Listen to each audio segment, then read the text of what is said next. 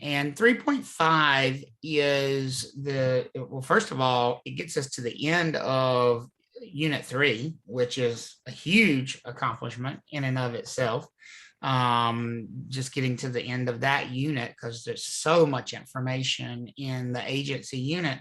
But also, this is a big sort of like milestone unit because it does shift gears slightly from representation, which is what we've been talking about so far in agency, now to compensation.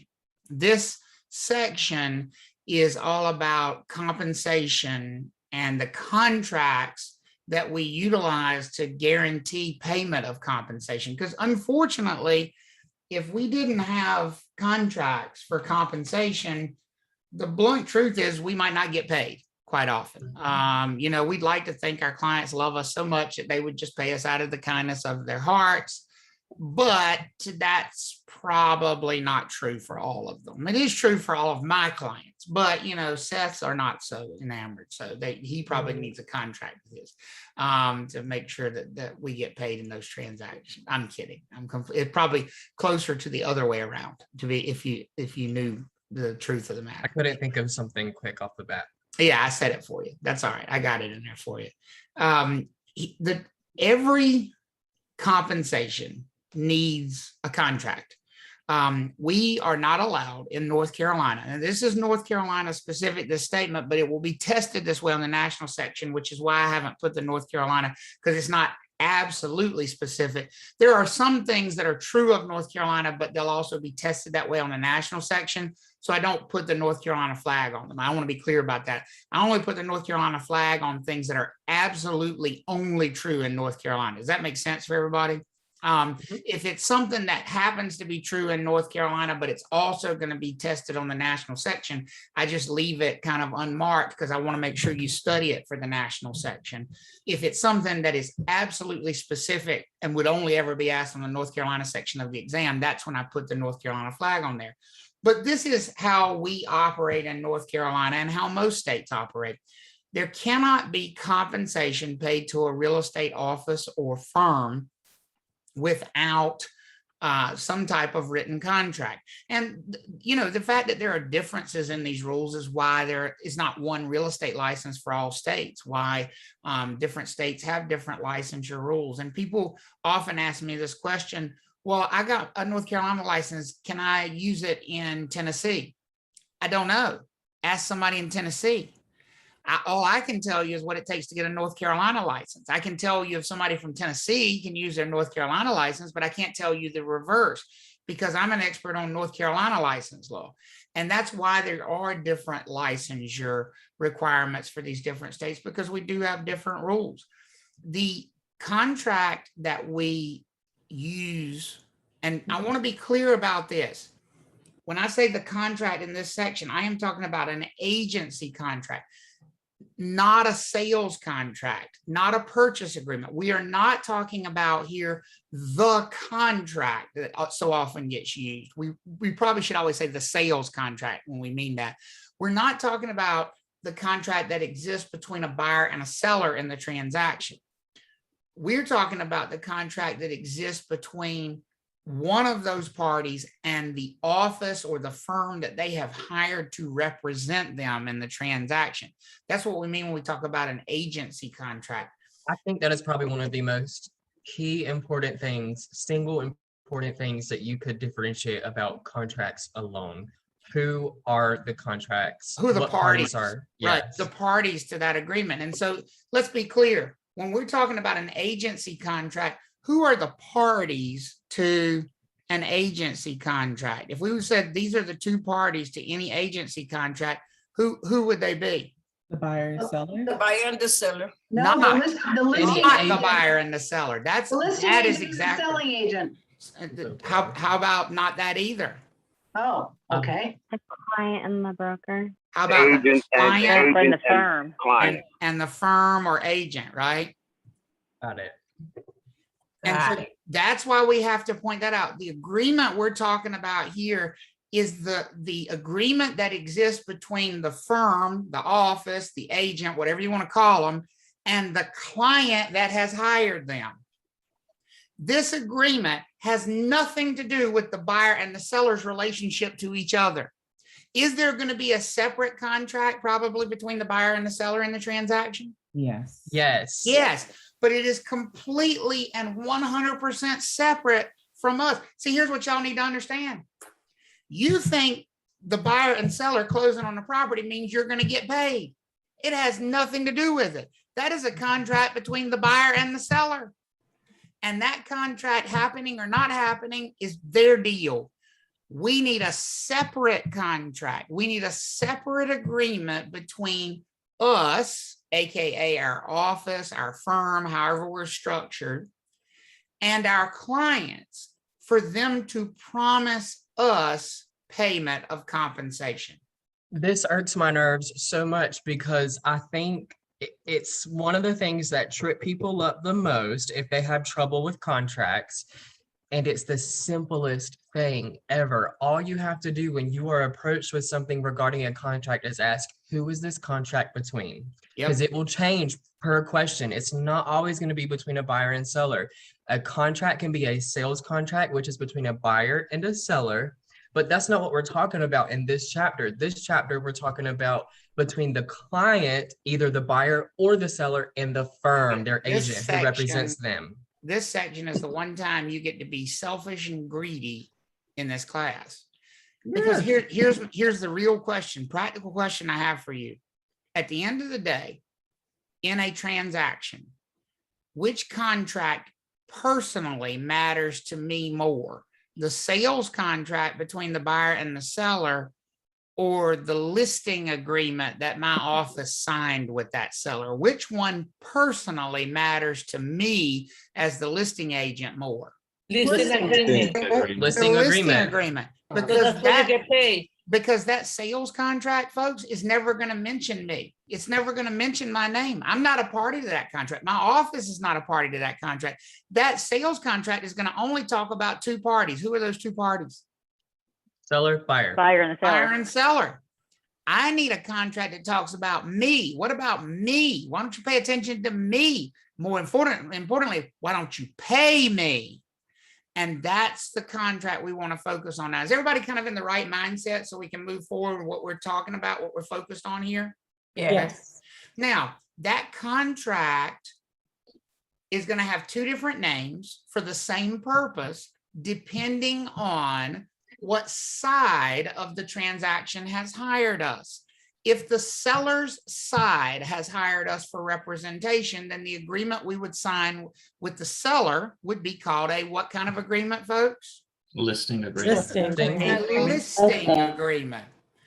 If it's the buyer who has hired our office to represent them, it would be called a buyer agency agreement. But they both accomplish the same thing. And both of them are most likely and hopefully going to have one very important word at the top of them. Folks, I cannot stress to you how important this word is if you are a real estate agent, a real estate firm. We want our clients to make one very important promise to us, that they will work with us exclusively in the transaction, that they will hire us exclusively in the transaction, and most importantly, that they will compensate us, what? Exclusively. Exclusively in the transaction. So what does that word exclusive mean? The client is only going to hire how many of us? One. One. Whatever they've hired, whether that's one broker who works by themselves, or one office that's not a firm, or one firm, whatever they've decided to hire, most likely it's a firm, right? That's the most common setup. Firm is a company with a real estate license. And whatever they've hired, let's just say firm, that they've promised that that firm is the only one they're going to honor. That firm is the only one they're going to work with. That firm is the only one they're going to make sure gets compensated in the transactions. Everybody following so far on why that word exclusive is so important? Yes. Now, let me point something out to you. Look at that last statement right down there. It says an exclusive agreement is what? Binding. binding on both parties. So let me ask you this question. Let me just kind of throw this out there. And we'll visit it later, but I want you to think about this in advance. If a buyer signs an exclusive buyer agency agreement with Trav Talks Real Estate. Everybody with me so far? Yes. Is there anything stopping, like physically preventing? I'm not talking about what they can legally do, but I'm talking about what they can physically actually do. Is there anything preventing them from going out the following weekend with a different agent from a different firm looking at houses? No. No, there's nothing Great preventing answer. them from doing that. However, if they ultimately purchase a home, to whom will that buyer owe the compensation?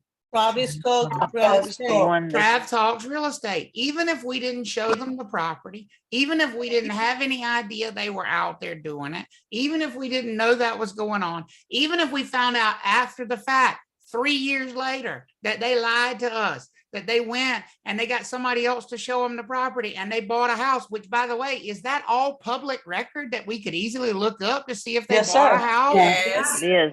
Oh my, how the public records tell on their ass, folks. See, this is what people don't grasp. You can't hide this. You can't do your dirty work in secret in real estate. If they buy a house and they've signed an exclusive buyer agency agreement, could we come after them with the wrath of God at any time and collect on that commission?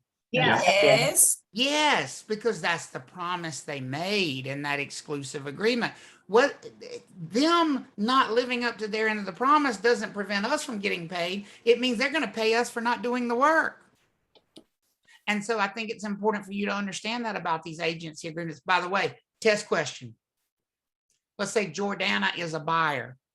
I love it. And she signs an exclusive buyer agency agreement with Trav Talks Real Estate. And the next weekend, she's frustrated because Seth's not available to show her houses because he's walking the cats in the stroller. And so Priorities. she gets Jasmine of Keller Williams Carey to show her some houses. And she also signs an exclusive buyer agency agreement with Keller Williams of Carey, not telling them about the agreement with Trav Talks. Everybody with me so far? Yeah. And so now Jasmine of Keller Williams of Carey writes up an offer to purchase, which is successful and ultimately closes. To whom does Jordana owe a real estate commission? The first people That's they all. signed. Oh, I got a lot of mixed reviews on that one. Both. How many contracts did she sign, folks? Two. How many commissions does she owe? She Two. owns both. She owes both. There's no first in line here. Nope. It's a contract. She lied. She She lied. needs to pay. Because when she signed that exclusive buyer agency agreement with Keller Williams of Carey, wasn't she lying? Yes. She was Yes. promising She never told. only to work with them when she was already married, and she Yep. married somebody else. Yeah. You don't get off the hook with either one of them. You're in trouble with both. Does that make sense for everybody? Yes. And that's why this word exclusive is such an important word in our business. All right. Now, most transactions in real estate involve a listing agreement because the vast majority of sellers choose to be represented in transactions. By the way, FYI, for those of you who are new to the business, that lockbox that you see in that picture up there, that is still my favorite lockbox in this business. And it will be the bane of your existence if you're under the age of, I'd say 40 or so. It is hilarious watching somebody under the age of 40 try to open one of these things. I mean, absolutely the funniest thing. And yes, we do that to you all on purpose. We put them on there just so we can sit back with a hidden video camera and watch you spend an hour trying to open that thing when it's 112 degrees outside. You are crazy. I love being able to pull my phone up, let Face ID see who it is, and that thing just opens. See, that's too easy. That's too easy. This one, you got to remember 3 to the right, 2 to the left, 1 to the right, and you stop. Well, I thought you go all the way around and come back. And I hate it. and it's letters instead of numbers. And love so it drives everybody crazy. I love it. But almost all transactions happen with a listing agreement because most sellers choose to have representation. Now, we already mentioned this, but it bears mentioning again because it's certainly going to show up on the test. We cannot offer any services to a seller at all prior to them signing a written listing agreement. Now, we can certainly talk to the seller. We can tell them what we would do for them. We can say to them, if you hired us, here's how we would market your property. Here's the things we would do for you. If you hired us, we think this is where you should list the price, and these are the things we think should be done for the marketing. That's all part of sort of selling yourself. But can you go out and tell somebody on your Facebook feed, oh, I got a new listing coming in McDonald Woods, unless you have a written listing agreement? No. No. No, Can you no, put a no, sign no. in the front yard? No. No. No. Folks, you can't even internally within your office tell other people in the office that you have a listing unless you have a written listing agreement. Now, Elizabeth asked a great question because she's got that appraisal background. Can you provide them with comps? And we're going to talk about that when we get to the valuation chapter. Comps are simply recently sold properties that are going to be compared to this property to come up with, an estimated value. Yes, we can provide them with what we think are reasonable comps as part of presenting ourselves to them and how we would market their property. But what we could not or should not do is ask them questions like, would you be comfortable with this number? Do you think this would be an okay number for you? Because again, we don't yet what? Work for them. We don't work Have a for them. contract. And they shouldn't tell us that personal confidential information until they hire us, ideally. Okay. Now, if it's okay, I just want to throw this one piece of information out there. And Travis, I'm sorry if you do this for a reason, but I need compartmentalization. So just so what everybody knows, I'm going to post it again here in the chat. The next hour or two, we're going to be talking about listing agreements and buyer agreements, and there's different kinds. So just letting you know why I threw that ABC in there. Yep, we're going to work our way up to the different types. Right now, we're just talking about listing agents sort of generically and what they accomplish. And then we're going to get to the different types of them. That's exactly right.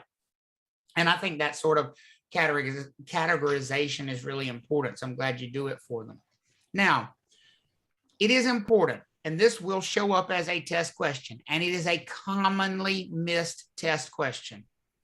What exactly is in fact, just go ahead and put a star beside this slide in your notes. What exactly is the job of a listing agreement? Now, if I asked that question before I brought it up and I warned you about it, many of you would have probably said, oh, you're being hired to sell the house. How many of you, be honest, just show of hands, that would have been your answer, right? You're being hired to sell the house, right? It is a common misconception. I cannot stress this enough. That's not what you're being hired to do. With a listing agreement, you're not being hired to sell the house. Here's why. Ultimately, who's going to sell the house? Meaning, who's going to make the decision about the offer that is acceptable? The owner. Seller. The owner, the seller. That's exactly right. We are not going to sell the house. The house is going to be sold by the seller because they own it. They're the only ones who can sell it. What we are being hired to do is to bring them a buyer that they find acceptable. It's like a scavenger hunt. We're not being hired, here, sell this house. We're being hired, get off your ass and go find a buyer. Don't stay around here. Go out and go find somebody. If the buyer was here, I wouldn't be hiring you. I'd be selling it to them, right? And so it's a different sort of mindset. We're being hired, again, with a listing agreement to go out and find an acceptable buyer for the seller. And look at this statement down here. It is so important. Once the listing firm finds or produces this acceptable buyer, then the listing firm has what? On its job. On the job. Has done their job. Fulfill their duties. Let me ask y'all a question.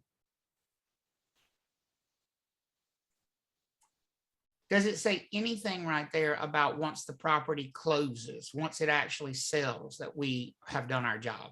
No. No.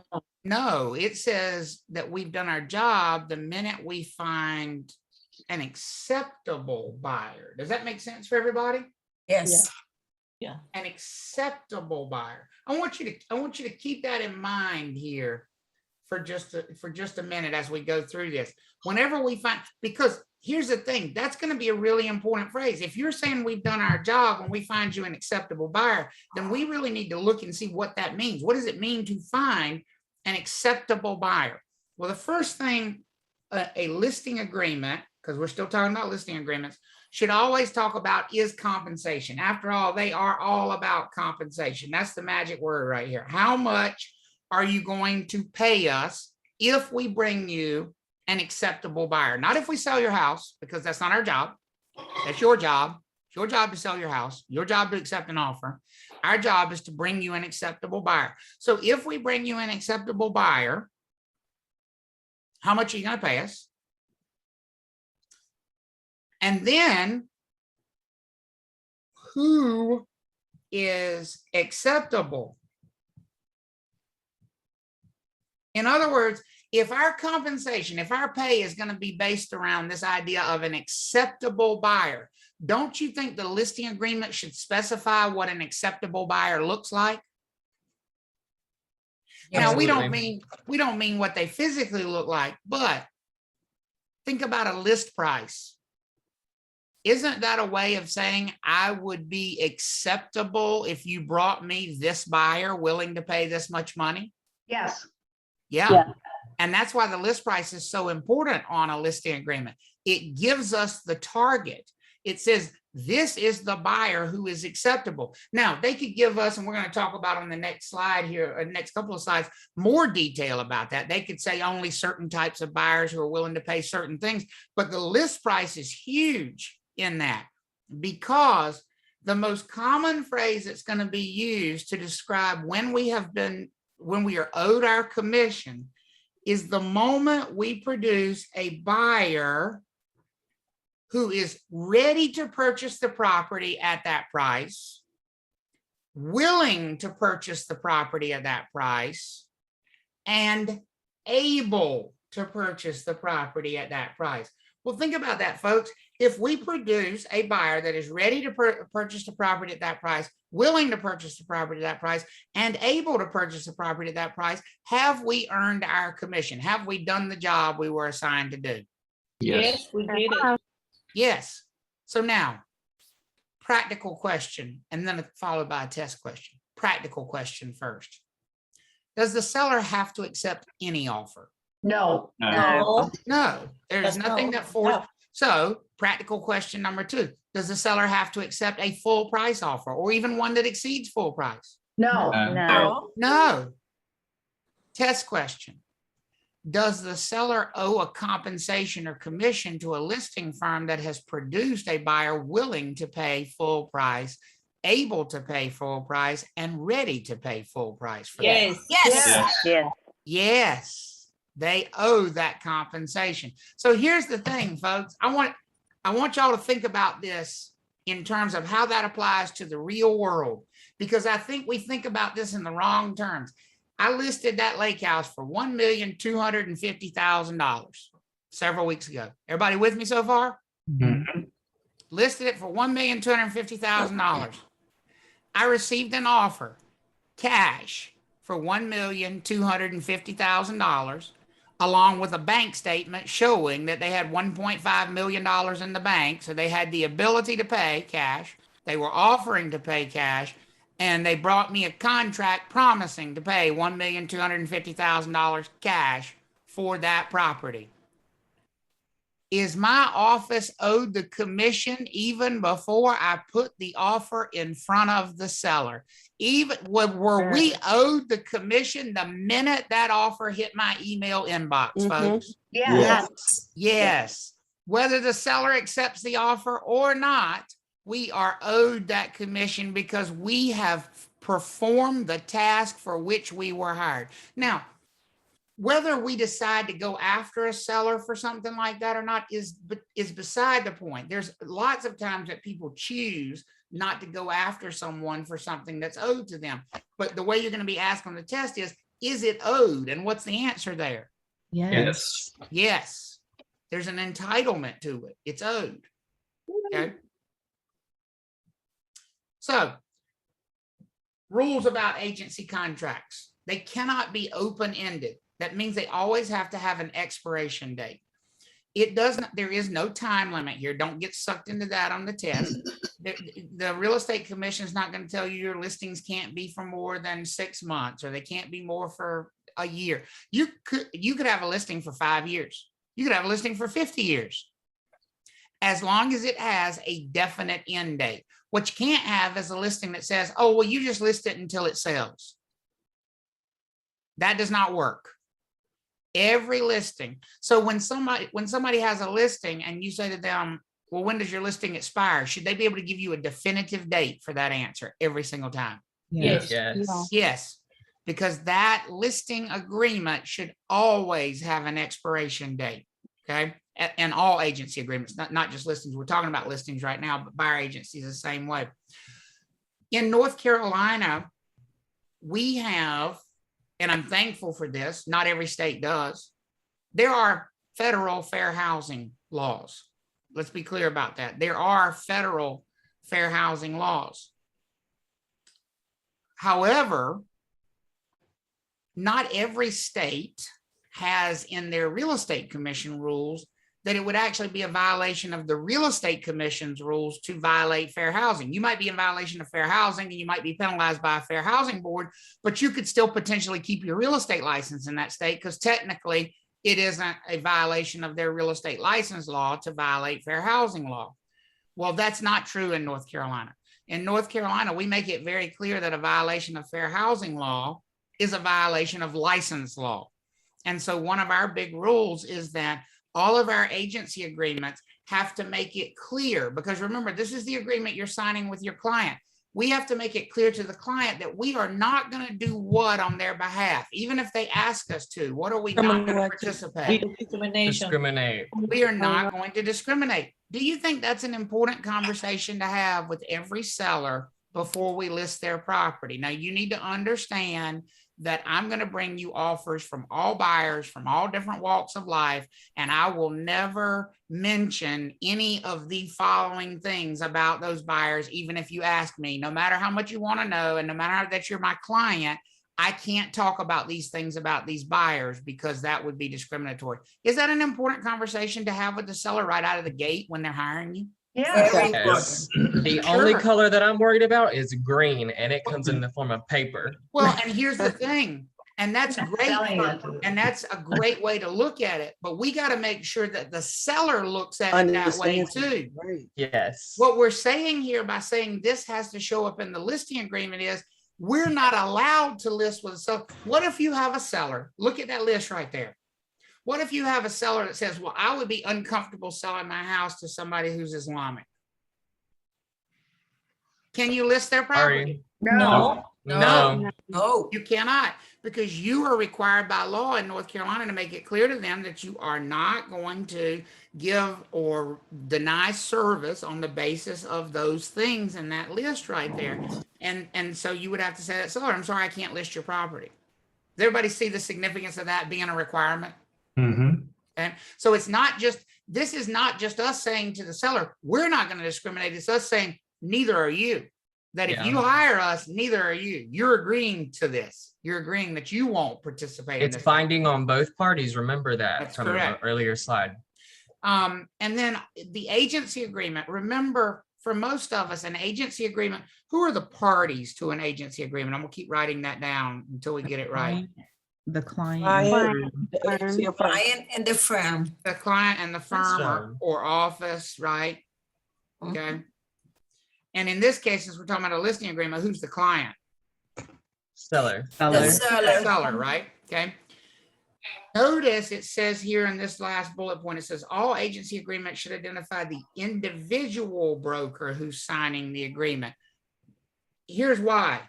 if you look at the top of the agreement, it's not going to identify Seth. It's going to identify who that the client has hired. Trav Talks. Somewhere on Right. that agreement, we need Seth to put his name as well. Not because the Who's- client is hiring Seth, but simply because if the real estate commission were to come back years after the fact, if the real estate commission was to come back after the fact, they want to know who to go talk to in that transaction. They want to see who's involved in that transaction.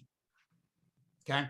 Seth, are you saying? On that, well, only thing I was saying about that was that on 2 slides back, we could show them just so it kind of connects in their brain how it would be. Oh, I got you, between- because the listing agreement was there. Yes. So like when you look, I see what you're saying now. When you look at the listing agreement here up at the top, this agreement is not going to mention Seth's name. It's going to mention, Sam Seller and Trav Talks LLC. Somewhere at the bottom, though. But somewhere at the bottom on the last page, there's going to be a space that says who is the actual listing agent and what is their license number. That way, if the real estate commission ever came back after the fact, they would know, okay, not only do we need to talk to the broker in charge of Trav Talks LLC, but we need to talk to Seth Thomas, because Seth Thomas was the individual licensee who handled this transaction. Is everybody okay with that statement? Yes. Okay, and that's why it says the individual broker and their license number needs to show up on that as well. And two Now- little things that I want to plant in your mind is that on that slide that we just went over, we'll get further in depth about discrimination later on, as well as understand how we mentioned before that the sales contract has nothing to do with the Correct. We're firm. not even close to a sales contract yet. Remember, we haven't even put their property on the market yet. This is us being hired. So we haven't put a sign in the ground. We haven't put it in MLS. We haven't thought about bringing buyers there. We're a long time before sales contract at this point. But just putting that in their mind that the agreement for that is not going to have the broker, which we'll touch base on later. Exactly. So now this is another page from a listing agreement to show you what, in my opinion, is probably the most important section of the listing agreement. Remember, this is a employment contract. So does it make sense, if it's an employment contract, that the most important section is going to deal with what is the job and how much are we going to pay you for the job? Does that make sense for everybody? Yes. Yeah. So let's talk about what is the job. That's right here at number 6. You don't even know it's number 6. It just happens to be. What is the job? That's right here. In other words, we're being hired, we're being tasked with finding a buyer willing to pay $500,000 for this property. Does that make sense for everybody? We're not being assigned the task of sell the house for $500. We're being tasked with find a buyer willing to pay $500,000. It's a different way of thinking about it. And notice it's not just any buyer willing to pay $500,000. Does the seller get to choose how the buyer pays for the property right here? Do they get to give you an assignment and say, go find me a buyer? For example, could a seller who's really worried about financing, they don't believe in banks, say, oh, I'll only take cash buyers? Could they just check this box, and in which case we would only be paid if we brought them a cash buyer? Correct. Yes. Yes. Right. And you might have some sellers, as an example, who do not want to deal with government-backed loans. Maybe they are scared of the appraisal process with government-backed loans. Maybe they're scared of the repair process with government-backed loans. So they don't want to approve buyers who are coming with FHA, VA, or USDA financing. So they might say, okay, well, just cash and conventional. So you've got a conventional loan, we'll take you. You got cash, we'll take you. But it's important to understand, this is where the seller is laying out the job. Are we all okay with that so far? Which I think is very cool how specific and restricted they can get on what they want to accept. They can be very restrictive here, right? Now we get to, okay, once we do the job, how much are you going to pay us? What's our compensation going to be here? Now, there's a couple of ways a compensation can be listed. It can be listed as an example, I'm going to talk about the less common one first, and then I'm going to go back and talk about the more common one.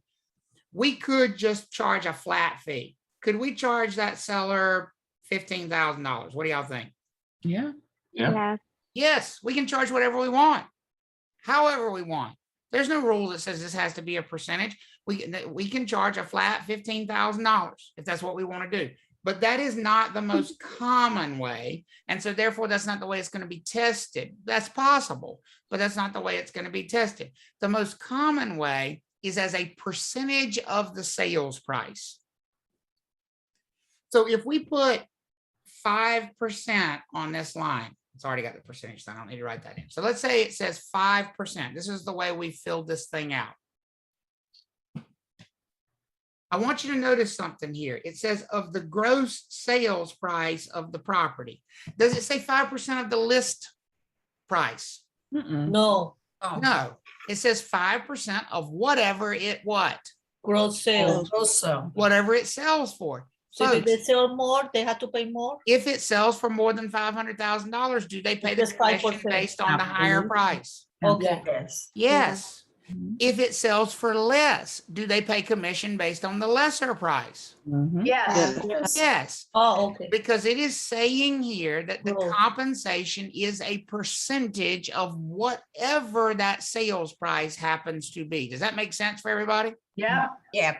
So here's why that's important. Later on, when we start doing the math, you're going to get test questions where it's going to say, you know, like, and they're going to give you, it was listed at this price and it sold at this price. Which one are we going to use for calculating the commission?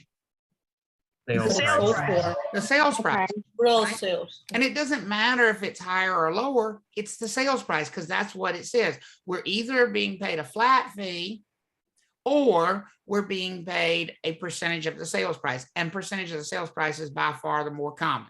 And Everybody, there's something really cool I want to mention about this. So, you know, let's say we list a property at 400,000. If we get an offer at 300,000, we're still obligated to present it to our client.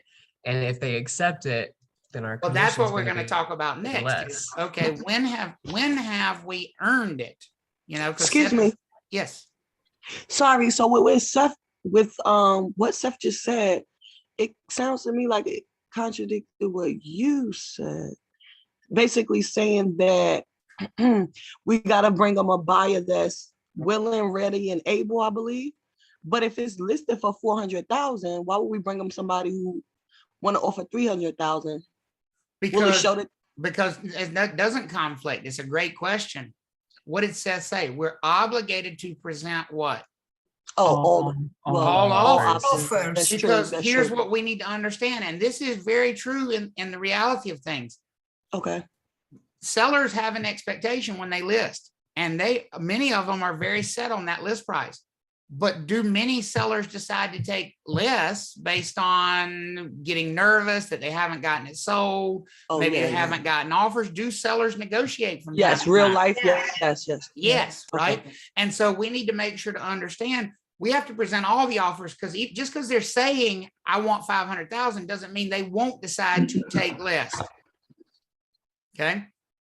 So that's a really great point. Now let's talk about the last part of this section here. So we've talked about what is the job? What are you being hired to do? To find a ready, able, and Find a buyer who's willing to pay how much money in this case? 500,000. $500,000, and they're willing to pay it with either what? cash. Cash. Or a conventional loan. Cash or a conventional loan. Okay. That's the job. If you do the job, we're going to pay you how much? 5%. 5% sales price. 5%. The And sales now price. the last piece of the puzzle is going to be, when have you earned that money? At what point is the fee going to be earned here? What is the point at which the fee is actually earned? And so that's the next piece of the puzzle that we want to talk about. But I cannot stress enough this word right here. I want you to read that sentence. It says the fee shall be earned under what? any of the following circumstances. Does it say all or any? Any. Any. And if you notice, there's 3 statements down there, right? Yes. So if any of, so let's say number 1 happens. Have we earned a commission? Yeah, Yeah. yeah. How about number 1 didn't happen, but number 2 happens? Have we earned a commission? Yes. Yes. Right? How about if number 1 didn't happen, number 2 didn't happen, but number 3 happens? Yeah. Yes. Yes, because it says we've earned a commission under which circumstance? Any. Any. So let's take a look at each of these circumstances. Now, number 1 is the one that we've talked about. If we produce, my favorite phrase, if we produce a ready, willing, I'm going to highlight that, not draw through it. Let me change my pen here. If we produce a ready, willing, and able buyer is procured. There's a fancy word that just means produced. Procured means produced by the firm. So that's the listing firm. Does that make sense for everybody? Yeah. Yes. Look at this though. I'm going to change my highlighter here. By a cooperating real estate firm.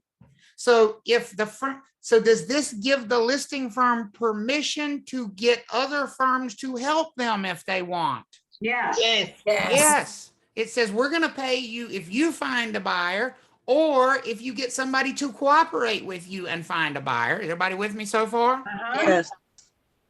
Folks, this next one, you and they, the seller, ain't going to like it, but I think it's hilarious. The seller. If you, the seller, find yourself a buyer, our fee is what? Earned. Earned. Earned. Put Okay. that in your pipe and smoke it, baby. Oh God. Isn't that great? Awesome. We have literally said in that one little short sentence right there, if our office finds a buyer, pay us. If another office that we cooperate finds a buyer, what? Pay us. Pay us. Pay us. If you sell it to your mama at Thanksgiving us. dinner, what? Pay. Yes. Pay us. Show me the money. Not in Turkey.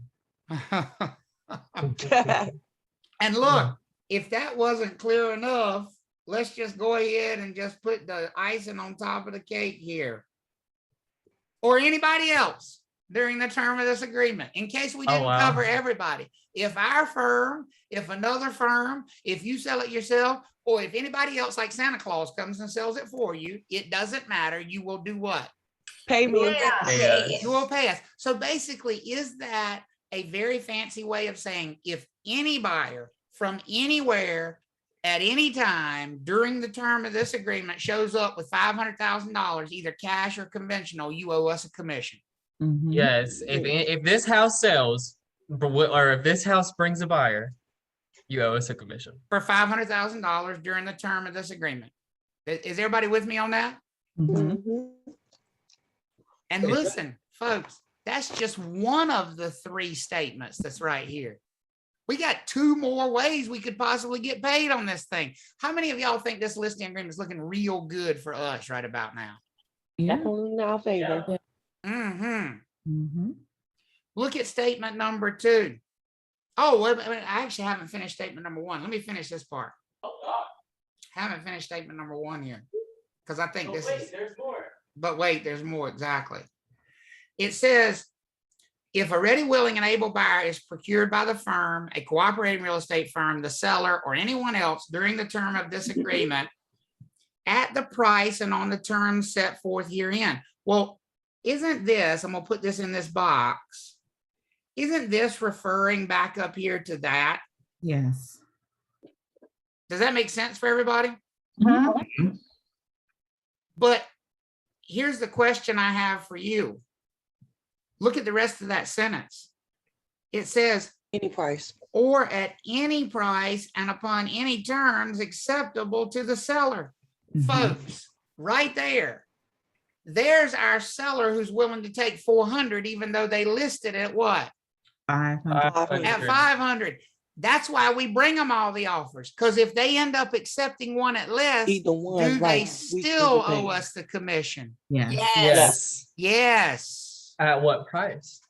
at whatever price it actually sells for. Right. Yeah, whatever Okay. price the seller accepts. So it could be 45. Man, this thing is covering us big time, isn't it? Yes. Yes. So it says if we bring you a buyer, if another real estate firm brings you a buyer, if you produce your buyer yourself at full price or better, you owe us a commission. Yes. Or if we bring you a buyer or anybody else brings you a buyer, or you bring the buyer yourself and you accept less than full price, you still what? Get the Oh, it's a commission. commission. Owe us a commission. How many of you feel pretty good about that so far? Awesome. Me. Mm-hmm. Mm-hmm. Statement number 2 says, if the property is sold, optioned, exchanged, conveyed, or transferred, or if the seller agrees during the term of this agreement or any renewal of it to sell, option, exchange, or transfer the property at any price and upon any terms whatsoever. So in other words, even if we don't bring the buyer, even if we don't know about the buyer, even if we have nothing to do with the buyer, if you agree at any point during the term of this agreement to sell your property at any price or at any terms whatsoever, you owe us a what? Commission. And I love that statement because at the top it tells us if we don't bring somebody who's 500,000 and able to pay cash or conventional loan, then we haven't done our job. But if the seller accepts that other offer, then we have. Right. And that's why we love that phrase, at any price and upon any terms. Everybody, Yes. everybody all right with that?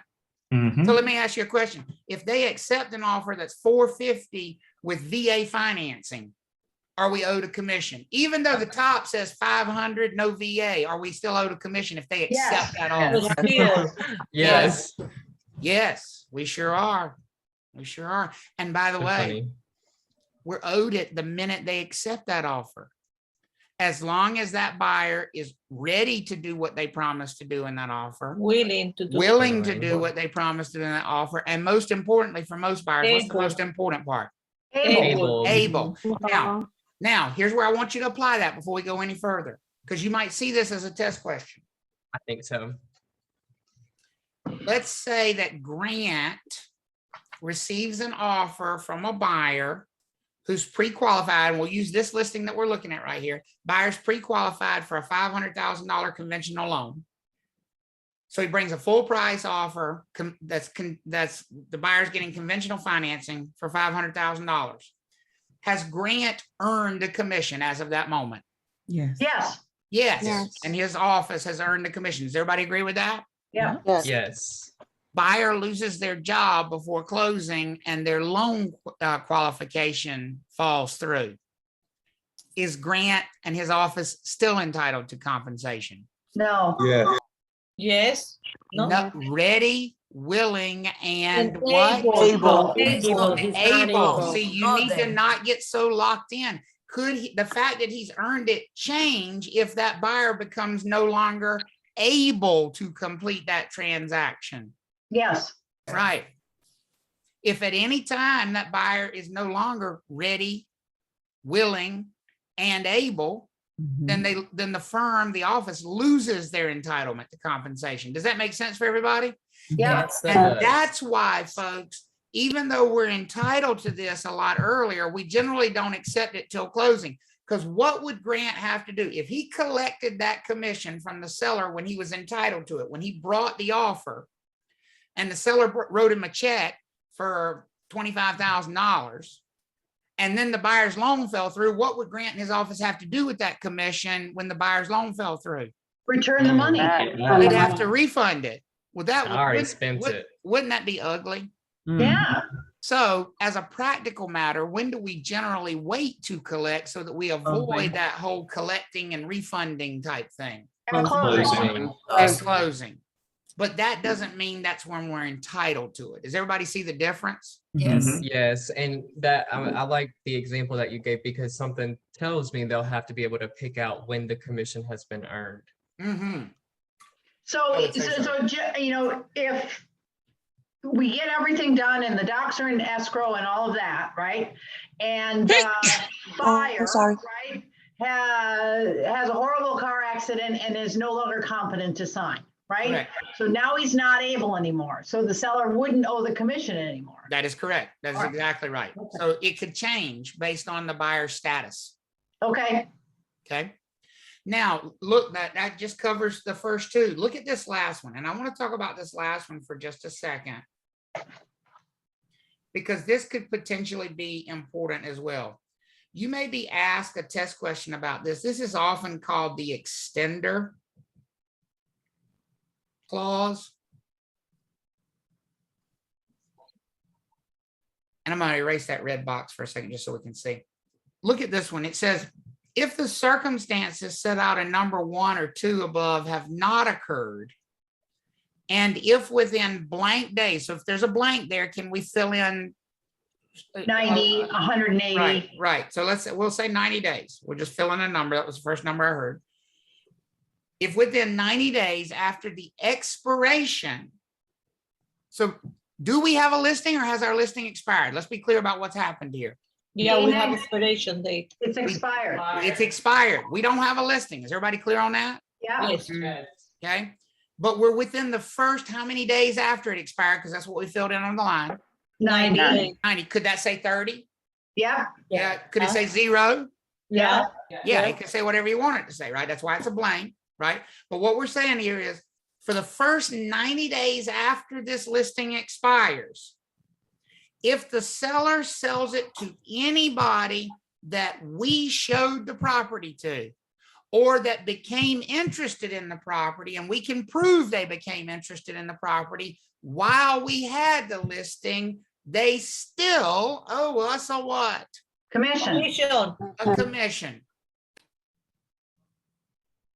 Does that make sense? But that's fair. So, if you've worked with the buyer all the way along and the listing expires on day 90, day 91, the person comes forward with a contract, you should still be paid for that. Well, and so here's what that's there to prevent. Let me tell you what it's there to prevent.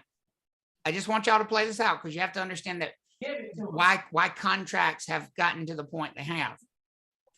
Do you think there will be sellers out there that if you bring them a great offer, but it's a week before your listing is supposed to expire, will essentially try to intentionally run out the clock on you and not sign or accept that offer until your listing expires because they know they won't have to pay a commission? They'll try to wait it out in essence and come back and accept that offer after your listing expires a week from now to avoid paying this 5% commission. Do you think those people exist out there? Yes. Absolutely. Yes. And so what this paragraph essentially says is even once the listing is expired for an additional, how long? 90 days.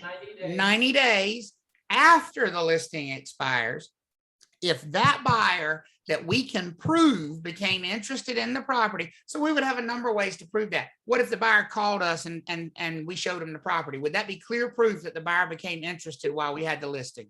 Yes. Yeah. What if we had the offer that came in from that buyer 5 days before the listing expired? Yep. Yeah. And so we could clearly prove, hey, this is a buyer that started looking, started searching. We helped. We were trying to get them to make an offer. Somehow we engaged with this buyer while we had the listing. And if it's within 90 days after a listing expires, you still owe us compensation. Is there a common term for that extender? There really is not. You see them all over the place. Some offices do 30 days. I've seen some do 180. It's just kind of all over the place there. What do you guys do?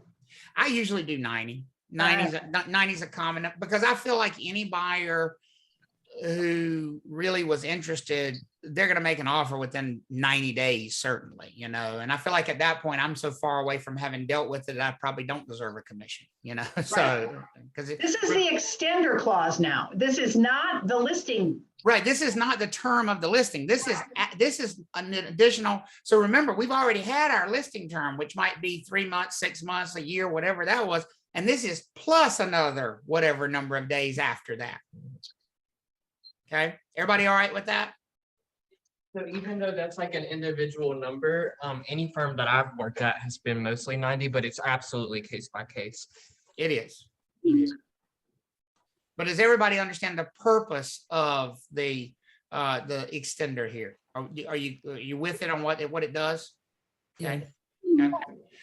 Summer asked, what is a typical listing term? Again, these are all negotiable. I mean, I think you see a lot, and we have to be careful about how we talk about typical things because you get into some non-competition things and they are always negotiable. But I think if you think about reasonably how long it takes to find a buyer, get them under contract, get closed, minimum, you probably don't see anything less than 90 days for a listing term. More common is probably something like 6 months for a listing term. Anything longer than 6 months is to be relatively uncommon. It's a long time to have a property on the market. So, everything is completely negotiable and you have to see what it makes sense. All right. How do we feel so far before we go on? Is everybody okay on kind of what the job is of a listing agreement and what we've been hired to do? Feel pretty good about that? Yes. And again, we can't fire each other during this contract. Correct. There's no firing here. It's a contract. Right. If somebody breaches a contract, they have to pay whatever penalty comes with breaching the contract. Okay.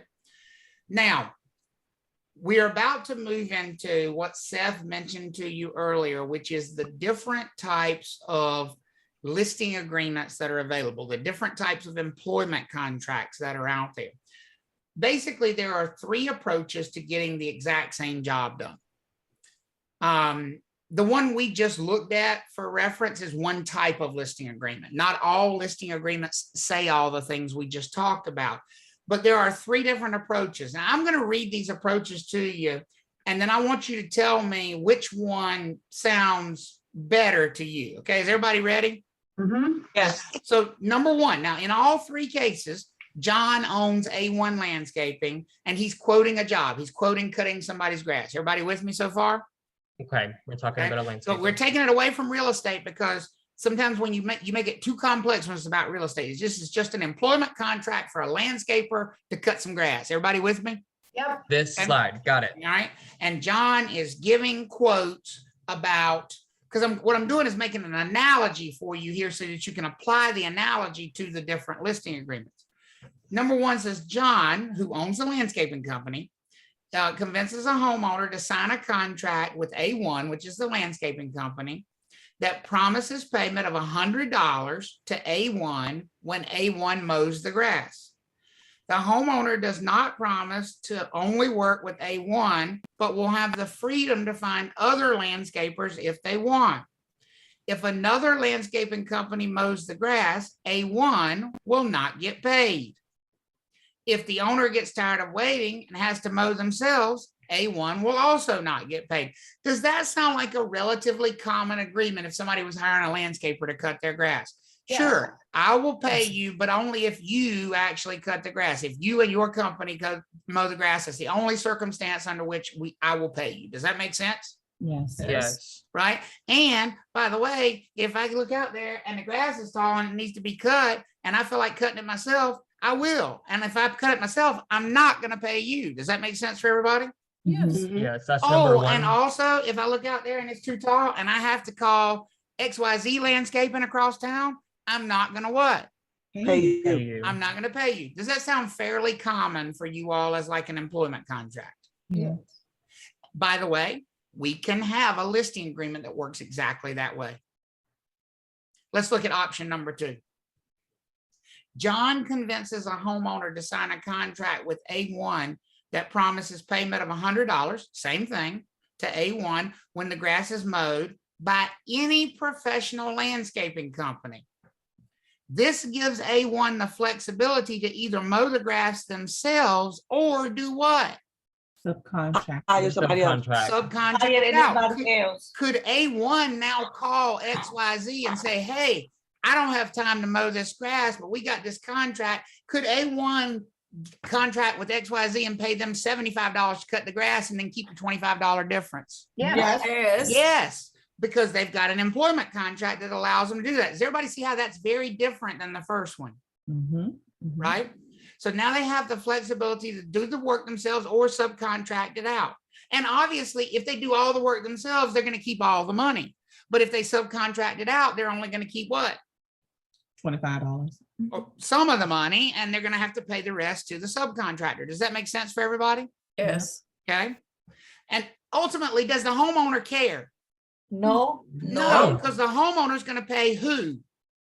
A1. A1, and they're going to pay them how much? $100. $100. $100. And that's not going to change. Does that make sense for everybody? Yes. Okay. The homeowner promises they will not hire any other landscaping company. The homeowner is saying, I don't care who you get to cut my grass. You handle that. I will only work with you. I will only pay you. And as soon as the grass is cut, I'll pay you the $100. I don't care if you can get somebody to cut it for $50, keep the $50. If you got to pay somebody $80 to cut the grass, you only get to keep what? 20. 20, but I'm paying you $100 to cut the grass. Everybody see the difference between contract number 2 and contract number 1? Mhm. Now, let me ask y'all a practical question. Which contract would you rather have if you're A1? Keeping in mind, don't get closed-minded on me now. Keeping in mind, in contract number 2, does A1 still have the ability to cut the grass themselves and make the $100? Yes. Yes. Sure, but they also have the flexibility to get a subcontractor to do the work for them. Which contract is better for A1, number 2 or number 1? Number 2. Number 2. Number 2 gives them more ways to get paid. Does that make sense for everybody? Yes. They might not end up keeping the same amount of money in both cases, but it's more opportunities to get paid. Is everybody with me on that? Yeah. Plus, in number 2, they're not having to compete against other landscaping companies. That's a really important thing, because in number 2, the owner, I'm trying to make it listings now. The number 2, the owner said, I won't hire another landscaping company. I'll leave that up to you. Does that make sense for everybody? Yes. So number 2 is a much better contract from the landscaping company's perspective. Everybody good with that? Now look at number 3. John, who remember owns the landscaping company, convinces a homeowner to sign a contract with A1 that promises $100 to A1 when the grass is mowed, no matter who mows it. If A1 mows the grass, they get $100. If another company mows the grass, A1 gets $100. If the owner gets tired of waiting and the grass is too tall and they go out and mow it themselves, they will still pay A1 Landscaping $100. Mhm. The homeowner promises to only work directly with and compensate A1, even if somebody else actually mows the grass. Folks, which one of these contracts is the best for A1? Number 1, number 2, or number 3? Number 3. Number 3, because number 3's got it on lockdown. All possible circumstances result in payment of money. Does that make sense for everybody? Yeah. Yes. But by the way, the listing agreement we just went over, I'm gonna back up a slide. Which one do you think this is? Is this number 1? Is this number 2? Or is this number 3? Number 3. 3. This is number 3, and it's because of that statement that's got the multicolor highlights right there in the middle. It says, if a ready, willing, and able buyer is procured by our firm, by a firm we cooperate with, or even by who? The seller By himself. the seller themselves, we will still be paid a what? Commission. A commission. So this one that we were just looking at is an example of number 3. How you feeling? You with me so far? Yeah. Which Can you differentiate for me between the exclusive and the exclusive agency and the Well, exclusive right? We're about to do that. We're about Okay, to do that. sorry. So if you put names on them, the first one is an open listing. Why does it have the word open on it? Because the owner has the freedom to go out and hire any landscaping company they choose, even after they've signed a contract with A1. Does that make sense? Mhm. In other words, could the owner sign that exact same contract with 10 landscaping companies? If you cut my grass, I'll pay you $100. Could the owner sign 10 of those contracts? Mhm. Yep. Yes. And ultimately, how many companies are they going to owe money to? Oh, just one. Just the one, because they signed contracts that said, I'm not promising to work just with you. I will only compensate you if you do the work. So could they, and you need to get this sunk in your brain, could that owner have contract number 1 with 10 different landscaping companies? Yes. Yes, Yeah. and ultimately, which one would they owe the $100 to? The one who Who cut the the grass. buyer to The A1. one who cuts their grass, or if they cut the grass themselves, then they don't owe it to what? Anybody. Anybody. That's number one. That's an open listing. Yuck. Yeah, yuck. Yuck is right. Number two, the exclusive agency listing. Exclusive agency. Now, it's got our favorite word, exclusive, there, Yes. which means the owner has promised to only hire how many offices, how many landscaping companies? One. One. Under any circumstances, the owner is promising they will only compensate one landscaping company. Now, can other companies cut the grass? Yes. Yes. Sure, but if they do, they have to go through A1 to do it. Does that make sense for Got it. everybody? Okay. They would have to work out an agreement with A1 of how much they were going to get paid for cutting the grass. Now, keep in mind, are those other companies going to have any idea how much A1's getting paid? No. No, Yeah. those other companies have no idea. So could they be going out there and cutting the grass for $20 because Yes. A1 got, just got one over on them? Yeah. Yes. And if A1 can find somebody to cut the grass for $20, they're going to keep the other 80, correct? Got it. Correct. Correct. Does everybody see that? Yeah. Mhm. Yes. And here's the interesting thing. The owner is out in the front yard. XYZ Landscaping pulls up and says, we're cutting grass in the neighborhood and we would love to cut your grass for $50. Can the owner hire XYZ to cut their grass for $50? Yes. No. And number two, And No, number because he has two, already agreement. Can the Exclusive owner- agreement.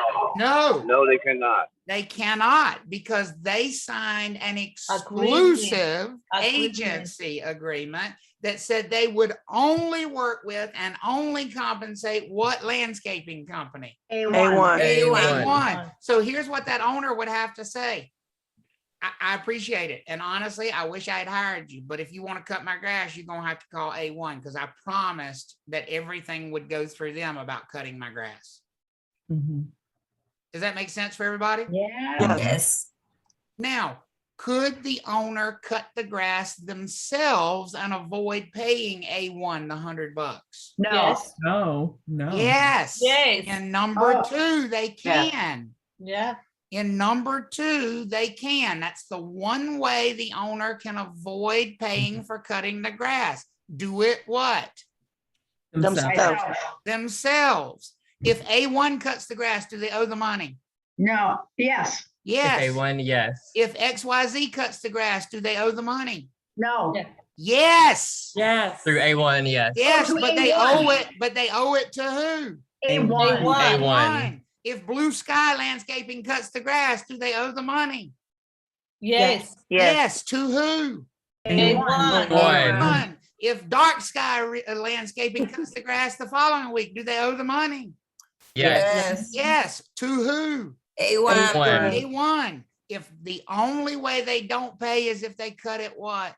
Themselves. Themselves. Themselves. That's the exclusive agency agreement. Everybody with me on so far on that one? Uh-huh. So The only landscaping company they will ever pay is which one? A1. A1. A1, no matter who cuts the grass. Yep. It's just a question of do I pay or don't I pay? If I pay A1. Mhm. If I cut it myself, I don't pay. Does that make Got sense it. for everybody? Yeah. Yes. Absolutely. Okay. And they don't have the freedom to negotiate with another company, even if the other company comes and tries to do it cheaper. They would have to send them through what? A1. A1. A1. Everybody with me on that exclusive agency listing. Yes. Yes. Okay. And then the last one, the exclusive right to sell agreement. The exclusive right to sell. It's got the word exclusive. How many landscaping companies has the owner agreed to compensate and work with? One. One. Just A1. So if A1 cuts the grass, do they get the $100? Yes. Yes. Yes. If Blue Sky cuts the grass, does the owner have to pay? Yes. Yes. A1. A1. A1. If Dark Skies cuts the grass, does the owner have to pay? Yes. Yes. Yes, to A1. And here's the last one. If the owner cuts the grass themselves, do they have to pay? Yes. Yes. Yes, to A1. Mhm. Does everybody see the differences between the three now? Yes. Now, those are the three different types of listing agreements. So let's now take them to listing agreements. In an open listing, how many firms could the seller hire if they wanted to? How As many as they want. As All of many as they want, all of them. Could we have one house that looks like this in front of it if that owner had signed open listing agreements? Yes. Yes. Yes. And by the way, if Intero Real Estate produces the buyer, who's going to get paid the commission?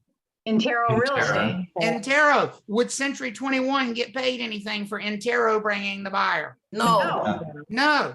And by the way, looking at the signs out there, I don't see a Remax sign. Do y'all see a Remax sign anywhere? No. No. If Remax brought them a buyer, would Remax get paid? Yes. No. No. No. I know. Because Remax doesn't have any agreement at all here. So Okay. the only people who are in this is not, I will pay whoever brings me a buyer. This is, I will sign contracts with whoever I decide, and I will only pay those people, but only if they do the work. Where are within the contract? What does that mean? Does Whoever everybody- is within the contract with the Right. with the I'll listing. only pay based on my contract. If I don't have a contract with Remax, you can bring me a buyer if you want to, but I'm not going to what? Pay you. I'm not going to pay you. Could the seller sell it themselves and not pay a commission? Yes. Yes. Open. So now based on that, does this visual make sense to you all when you look at it? In other words, if the seller hires Keller Williams here and the seller produces a buyer herself, does Keller Williams get paid? An No. open No. listing? No. No. If the seller hires Keller Williams and Century 21, Remax, Coldwell Banker, Allen Tate, or any of the above produce the buyer, does Keller Williams get paid? No. No. No. Who brings the buyer? It's only when you have an open listing, these have to match. They only get paid for work they do. They can't get paid for work anybody else does if they have what kind of listing? Open. An open listing. How do we all feel about that? Good. And could, by the way, Sarah have different agreements with Century 21 and with Remax and with Coldwell Banker? Yeah. Yeah. Yes. And could she be paying all of them different amounts of money if they bring her a buyer? Yes. Yes. Yes. This is completely wide open, folks. This is the Wild West. Non-exclusive. Do people do this, Travis, when No. the market is slow? No. It's This a great question, though. It is a great question. How many times have you all ever pulled up in front of a house and seen 6 signs out front? Well, never. Right. And it's not because it's not possible. It is because no real estate firm that I'm aware of would agree to this. I can't imagine if a seller came to me and said, I want you to invest all your time, all your energy, all your money into marketing my property. But if any of the other 300 real estate firms in Raleigh bring us a buyer, we're not going to pay you. I'd be like, where is the door? Because I am Seriously. out of this. Because we don't have. Yeah, I don't have to list your house. Does that make And sense? also, Does it make sense that this is a terrible listing agreement from the firm's perspective, but a great one from the seller's perspective? Yeah. absolutely. And one thing that I kind of want to harp on Elizabeth's question with is remember how, firms are allowed to choose if they want to represent buyers, sellers, if they want to offer dual agency or designated. This goes for the types of agreements that they offer as well. They can choose which ones they want to offer. So this is typically not going to be offered by firms. That's right. How do we all feel so far? Pretty good? So now- as a broker, you just say, I'm sorry, my office doesn't take open listings. There you go. That's exactly what I would say. Now, I will tell you where this sometimes exists in the commercial world. Every once in a while in the commercial world, especially with really expensive big properties, they will be reluctant to sign the sellers will be reluctant to sign exclusive agreements because they want multiple firms working on their behalf. So they will go out and in commercial, they might, we're talking $100 million property. But here's the question. Might you be more willing to take this listing open on $100 million property just in case you find a buyer for it? I'll take the chance. Right. I mean, because that might be a $5 million commission. So yeah, those kinds of sellers. And here's the thing. It's all about which listing is better for the sellers and which one's better for the firm. This one is clearly the best one for the seller. So the higher the price point, the more leverage a seller might have to say, no, I want to do this one. Everybody okay with that? Okay. The exclusive agency listing. Now, remember with this one, we said the big change here is that the seller has agreed that they will only hire how many firms? One. And they will only compensate how many firms? One. Relate this to A1 and subcontract out to Blue Sky Landscaping. Right. So now look at this picture. Our seller, Sarah, has hired Keller Williams, which means with an exclusive agency listing. So Sarah has agreed she will only compensate who? Keller Williams. Keller Williams. No matter who she pays, the answer is it's only Keller Williams. Does that make sense for everybody? And here's what she has said to Keller Williams. If you find me a buyer yourself, I will pay you. Everybody good with that? Yeah. Yes. But she's also said, and this is important, I don't even care if you subcontract it out to all your buddies in the business. You can do that if you want. And if you can get some of your buddies in the business to find you a buyer, I will still what? Compensate you. Pay you. I will Compensate still you. pay you. Now, here's the thing. Can Sarah come up with some agreement to try to incentivize RE/MAX to bring her a buyer? Yes. Yeah, because she knows if RE/MAX brings her a buyer, she's going to get what?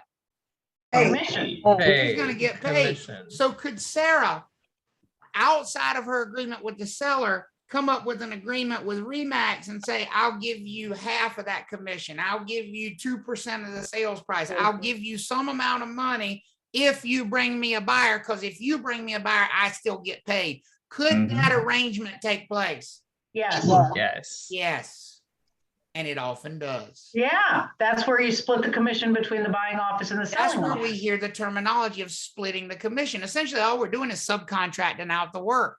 We've just been authorized to have other firms help us do our job. Is that starting to click into place for everybody? Yep. And that happens with an exclusive agency listing. But don't forget, there is one really ugly possibility out there from the firm's perspective and really good possibility from Sarah's perspective. If Sarah finds her best friend at the office is really interested in the house and the best friend from the office ends up buying the house, does Sarah owe a commission to Keller Williams under an exclusive agency listing? No. No. No. That's the one reservation Sarah has in this thing. She said, listen, I will pay you a commission if you bring me a buyer. I don't even care if you get another real estate firm to help you do the work. I'll pay you. But if I find a buyer myself, that's not fair. I'm not paying you. That's the exclusive agency listing. How many of y'all think like that sounds like a very fair listing? Honestly. Yeah, I do. Yeah. Still not very common. Right. And here's what I'm going to tell you all. You're not allowed to tell anybody this exists because they would all want it. So don't you dare tell them this exists when you go out in the real world. I'm just kidding about that. Okay. It's not illegal, right? It's not illegal. Exactly. But people say to me all the time, why isn't this one done more often? This one seems fair. And the answer to that question, quite honestly, is because every real estate firm that I've ever seen, when they go out and they present a listing, presents this one. The exclusive right to sell listing. Now, here's why you can't just use the word exclusive. If you notice, is exclusive in the names of two of them. Yes. Yes. Don't do that to yourself when you're studying this. People say, oh, that's the exclusive one. There are two of those. And the Seriously. test question is almost always going to come down to differentiating the two different exclusive ones, folks. The exclusive right to sell. Now, it still shares that word exclusive. How many firms has Sarah agreed to compensate here? One. One. Here's the difference. Not only has Sarah said, you find me a buyer and I'll pay you. Not only, Sarah has also said, and if you get any of your buddies to find me a buyer, I'll still what? Pay you. I'll still pay you. But so far, that's exactly the same as the exclusive agency listing. And then finally, Sarah has said, and even if I find the buyer myself, I will still what? Pay you. Pay you. I will still pay you. Who does this listing benefit the most in the relationship between the seller and the firm? The agent. The firm/agent. Yeah. This one is the least beneficial for the client and the most beneficial for the firm by far. And the most commonly used. And the only one I've ever used in my entire career. Hey, go back to the previous slide for me, just 1 second. That's Oh, no, the one the prior to that picture. with Sarah. Okay, I'm talking about the exclusive agency listing slide. You talking about with the words on it? This is exclusive agency. Oh, is that the one? Oh, yeah, okay, yeah, that one. All right, so let's suppose our friend Sarah here has like you and Seth, they have a real estate license, or she has a real estate license, but maybe she doesn't know, she doesn't have a big network. I would think that would be best for a person like that, because there's a possibility that she could. Oh, well, let's be clear. This one would always be better for her, whether she has a network, not have a network, because anything that gives her an out for not paying a commission is better for her. You're exactly right, Howard, but I don't think you have to like put that final point on it. Is it always best for the seller to basically say, I can sell it myself without paying you a commission? Mhm. All right, Yes. here's a part B to the question too, and it may not have a lot to do with what we're discussing, but what are most real estate agents like? Someone like yourself or like Seth, what would you all do in this scenario? Which one of these agency agreements would you use? Exclusive right. I've never presented anything other than the exclusive right to sell. But I mean, if you were the If I owner, was the seller and I was Seller, not, yes. and I was not going to represent myself, you mean? yes. Okay, I got you. Now I understand your question. If I was the seller and I was not going to represent myself, you can bet your bottom dollar I would insist on an exclusive agency listing. Gotcha. Okay. For exactly the reason that you enumerated there. I would say to myself, well, there's a decent chance I could find a buyer on my own. And if I do, I don't want to pay you. That's where I'm trying to get to. Okay. Yes. Yeah. Right. So I guess a really key point is that these agreements are, for one, agencies and firms get to choose which ones they want to present, but the client also has their own demands as well. And it's up to each party what they're going to agree on. And I love Michael's question. And Michael, I'm going to ram it home for you right here. And you're not going to like the answer, but it is the answer because I told you we're not nice. You keep thinking we're nice. We only like people we have agreements with. We're only nice to people we have agreements with. We only protect the best interest of people we have agreements with, right? Folks, when I'm presenting these to that person, are they my customer or are they my client? Your customer. They are my customer. Do I have any fiduciary obligation to explain to them what listing agreement is in their best interest, or do those fiduciary obligations, as much as you don't like this answer, only start after they've signed the listing agreement? Only start after they sign. After they Put this sign. into perspective. This is like when they sit down at the table and they're trying to establish this relationship, Right. this agency. And so I love Michael's question. How's that looking out for the client's best interest? It's not. They're not my client. And therefore, I'm not obligated to look out for their best interest. But now here's the thing. If I had a client who signed one of these and then they said, is that the best listing agreement for me? Would I be obligated to say, no, I wouldn't have signed that one if I was you? Yes. Yes. Because at that point, they are my what? Client. They are Client. my client.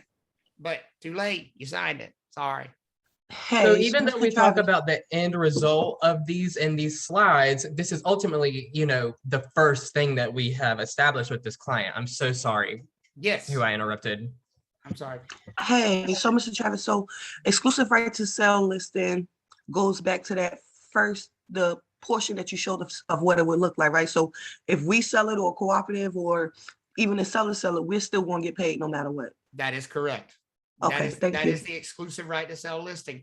And that is by far the most commonly used one. So when we use what we teach from is the exclusive right to sell. When I was showing you examples of that language earlier, and I Yes. said, if we produce the buyer, if a cooperating firm produces the buyer, or even if the seller produces the buyer themselves, you owe us a commission. That was an example of the exclusive right to sell listing. Here's my Thank guess. you. You're gonna get one test question where they want you to differentiate what type of listing agreement was signed. Now I can make one up for you right now if y'all want to see if you can get it right. You ready? Okay. Yes. Ready? Yes. Okay, here we go. And Ariana had a question after we get done. Okay. Taj is a provisional broker with Blue Sky Realty in Wilmington. And she has taken a listing agreement from seller TT. And in this listing agreement, TT has promised that she will only work with and compensate Blue Sky Realty in the transaction, that any and all negotiations will flow through Blue Sky Realty in the transaction, that no other real estate firm will have any engagement in the transaction. However, if TT produces the buyer herself, she will not be obligated to pay a commission. What type of listing agreement do we have? Exclusive agency. That is the exclusive agency listing. If I had stopped and left off that last part, that however, if TT sells it herself, then she's not going to be paid a commission, then Taj is not going to be paid a commission, what would we have had? Exclusive right to sell. It would have been an exclusive right to sell. Is everybody good on that difference right there? Yes, sir. Thank you. That's what's coming. That's what's coming. Travis, Yes. a little bit off the topic, but who pays the marketing expenses if the seller sells it themselves? Do you have a Well, separate that's agreement for that? problem. And that's why I would never present one, because you would be on the hook for your expenses, and so you might have spent a bunch of money in pictures and then that brings up the question of who really sold it, because the seller's going to always say they sold it themselves. Meanwhile, it was a buyer who saw my listing on realtor.com and looked at my pictures and my video and my flyers. And, that's why I would never recommend personally doing the exclusive agency listing. Gotcha. Good. Okay, that makes it. Somebody else have a So question? I was just gonna say, I just recapped that scenario in the chat. Whenever Travis had said, she will only work with Blue Sky Realty, that's the first thing that triggered exclusive for me. But then we had to go a step further and see if that one differentiating factor was going to determine exclusive agency or exclusive right to sell. Yeah. Now, I do know Ariana had a question when we were going over exclusive right and exclusive agency. So does the other firm get paid too, the cooperating firm, or is it just the listing firm? So again, and that's a great question, but Ariana, it's none of your damn business. And I have to say it harsh like that because that's the only way you will cut it off in your brain. The listing agreement is between what two parties? Listing firm? The listing firm and the seller. It is no business of the seller or anybody else how that listing firm distributes money, as long as the listing firm got permission to share. And that's what an exclusive right to sell or even an exclusive agency listing does. If you think about it, I would highly doubt that RE/MAX is going to bring a buyer unless Keller Williams has offered to do what with the commission? Pay them. Pay them. Why would they? Right? Well, why would But you? that's a whole separate agreement. That's a But whole that's a scenario. whole- Yeah, I was about to say, is that a whole That's new a whole contract? That's a whole separate agreement, contract, negotiation that has to happen behind the With scenes. them. And Right. what we're Isn't that focused, in the purchase contract? It's not in the purchase contract. As a matter of fact, in North Carolina, it's illegal for that to be in the purchase contract. We cannot Great point. state it. And just to bring it back front and center, these that we're focusing on right here, bringing it back to what we talked about earlier, who are the parties? That's The it. listing firm and the seller. And so we are a very contractual oriented licensed law state. And it's a great question, Ariana, and I'm not shooting it down. I'm answering it because I love the question, which is, what happens behind the scenes? And the answer is, it doesn't matter to the seller. Does that make sense for everybody? Because at the end of the day, in this picture, Sarah is simply going to compensate who? Keller Williams. Listing firm. Keller Williams. And then whatever Keller Williams decides to do with that money, they have been empowered to do. Could they We don't care. Could they split the money 50-50 with that other firm if that's what they want to do? They could, Yes. but we don't Yes. care. And by the way, do you think Remax and Keller Williams have already in some way had that discussion before Remax Yes. ever even walks in the What door the- showing that property? Yes. Some way, Yeah. shape, or That- form. I don't know. That I don't Is it care. is it in the MLS? Is there any way to? Well, get it? there you go. There you go, asking a I'm good sorry. question again, Elizabeth, So you brought it up, so I'm just gonna point. So just tangent alert, just by the way, This which is is a a great tangent. But it's a good tangent because you just hit on the most important function of the MLS, which is not to market property. The MLS is not about telling the public what's on the market. The MLS is about telling other agents what you have as listings in case they might have what that you'd be real interested in. A buyer. A buyer. A buyer. So let me just pull up a listing and we'll just pull up something here, active and carry, just for fun. Let's just pull up this listing right here. Okay. 505 Queensberry Road. Oh, I got to share it. Hang on. I got to change my share. So I've signed into the local MLS and I've just searched for active listings and carry. Here's one that's available for 2.55 million. Does everybody see it on your screen?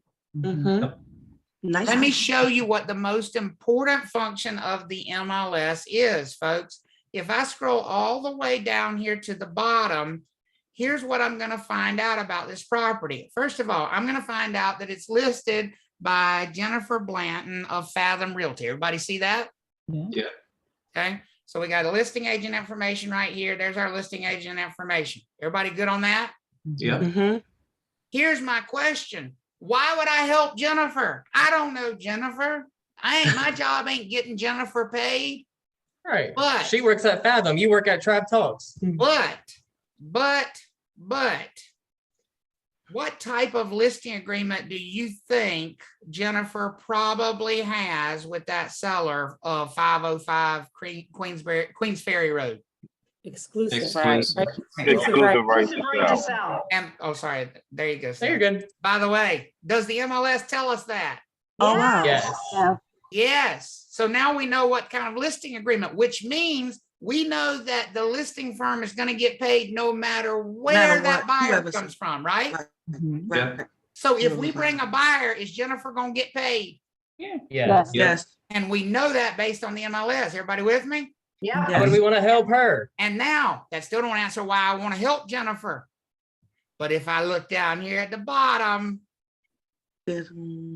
has There it is. Jennifer Mm. promised what she will pay us if we Oh, help her 2.5. sell her Yeah. listing? Yes, she Yes. has. Yes, she has. And folks, by the way, this is a contractual agreement between the firms. By joining the MLS, you are agreeing that whatever information you put in here about compensation, you will abide by. So basically, Jennifer is saying to any member of Triangle MLS, bring me a buyer and I will pay you Okay. what? 2.5%. 0.5%. 2.5% of whatever this property sells for. Oh, that's awesome. So, just on the touching base on the tangent, now the parties to this agreement are the firms. So, Right. So the seller has nothing to do with that MLS agreement. that MLS agreement is between the members of the MLS, which is the firms that are members. So now do you see why we have this sneaky, shady little thing that you can't join unless you have a real estate license? Because Yes. this is where we share the what, folks? Info, the Money, tea. honey. The money. This was all set up to share the money. This is where we do the dark and shady little deals behind your back here. Because here's the thing. Do I have any idea how much Jennifer and her office are charging this seller? No. No. Could they be charging the seller 5%? Yes. Yes. Could they be charging the seller 6%? Yes. Could they Could be they be charging them charging the seller 10%? 10%? Of course.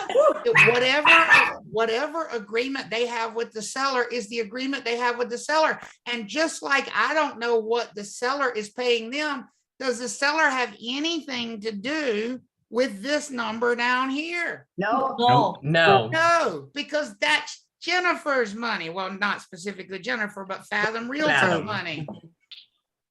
And so They they get to are choose how they simply play. saying, we have worked out a deal with the seller where they're paying us. You help us get the job done and we will share this much money with you. Does that make sense for everybody? Yeah. Yes. What was that road name again? Queen Ferry.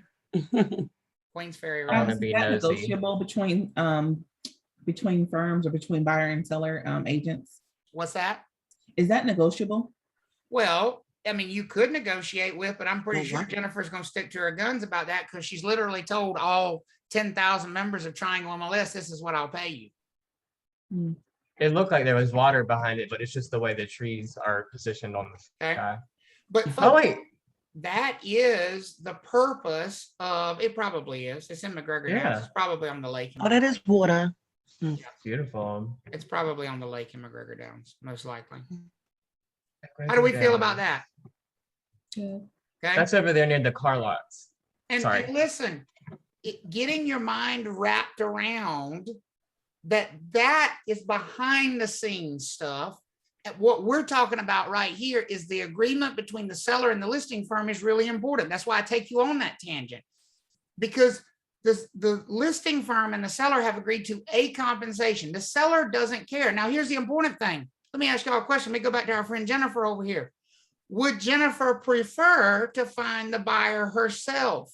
Yeah. Yes. Yes. Then she don't Yes. have that. She don't have to split Because it. if Jennifer finds the buyer herself, what does she not have to pay out? 2.5% of that. 2.5%. And by the way, I shouldn't be saying if Jennifer finds them herself. Would Fathom prefer to find the buyer Yes. themselves? Yes. Yes. Because if anybody at Fathom finds the buyer, they don't have to what? Pay And them. the They money. They don't have to pay that out. But if any other real estate firm that is a member of Triangle MLS finds a buyer, brings a buyer that eventually purchases the property, they've agreed they will share that much of the compensation. Is everybody okay with that? Yeah. Thank you, Yes. Travis. Sorry, I didn't know we were going off that way. No, No. it's a great question, and you need to get that isolated in your brain. It's great to understand it, but it's good to get that isolated and realize that doesn't impact the actual listing agreement, right? Everybody okay with that? Yes. Okay. Yeah, I know you're gonna cover this later, but I thought that 2.5% was 2.5% of Jennifer's commission. And not the No, it's 2.5% of the sales price. all right then. Okay, I know you're gonna cover it later. but Yep, 2.5% of the sales price, exactly. Okay. Mhm. So there are a couple of less common listing agreement types that we'll hit on, and then we'll take a lunch break because I know we're up against that and past it. Okay. The net listing, a net listing is very much discouraged by the Real Estate Commission in North Carolina. They would prefer that we never take net listings. A net listing is one in which the seller has essentially said to us, you know, I just want this much money. And I really don't care how much the property sells for, but anything above this amount is your commission. So as an example, look at the example I've given you here. It says Sam seller hires ABC Realty with a net listing agreement of $250,000. If ABC Realty found a buyer who offered $400,000, how much commission would they be owed? 150,000. $150,000. Because they get everything, do you see why the Real Estate Commission would discourage this type of listing agreement? Mm-hmm. Because it's very hard to imagine you're acting in your client's best interest when your compensation is so directly tied to increases in the sales price. Is everybody with me on that?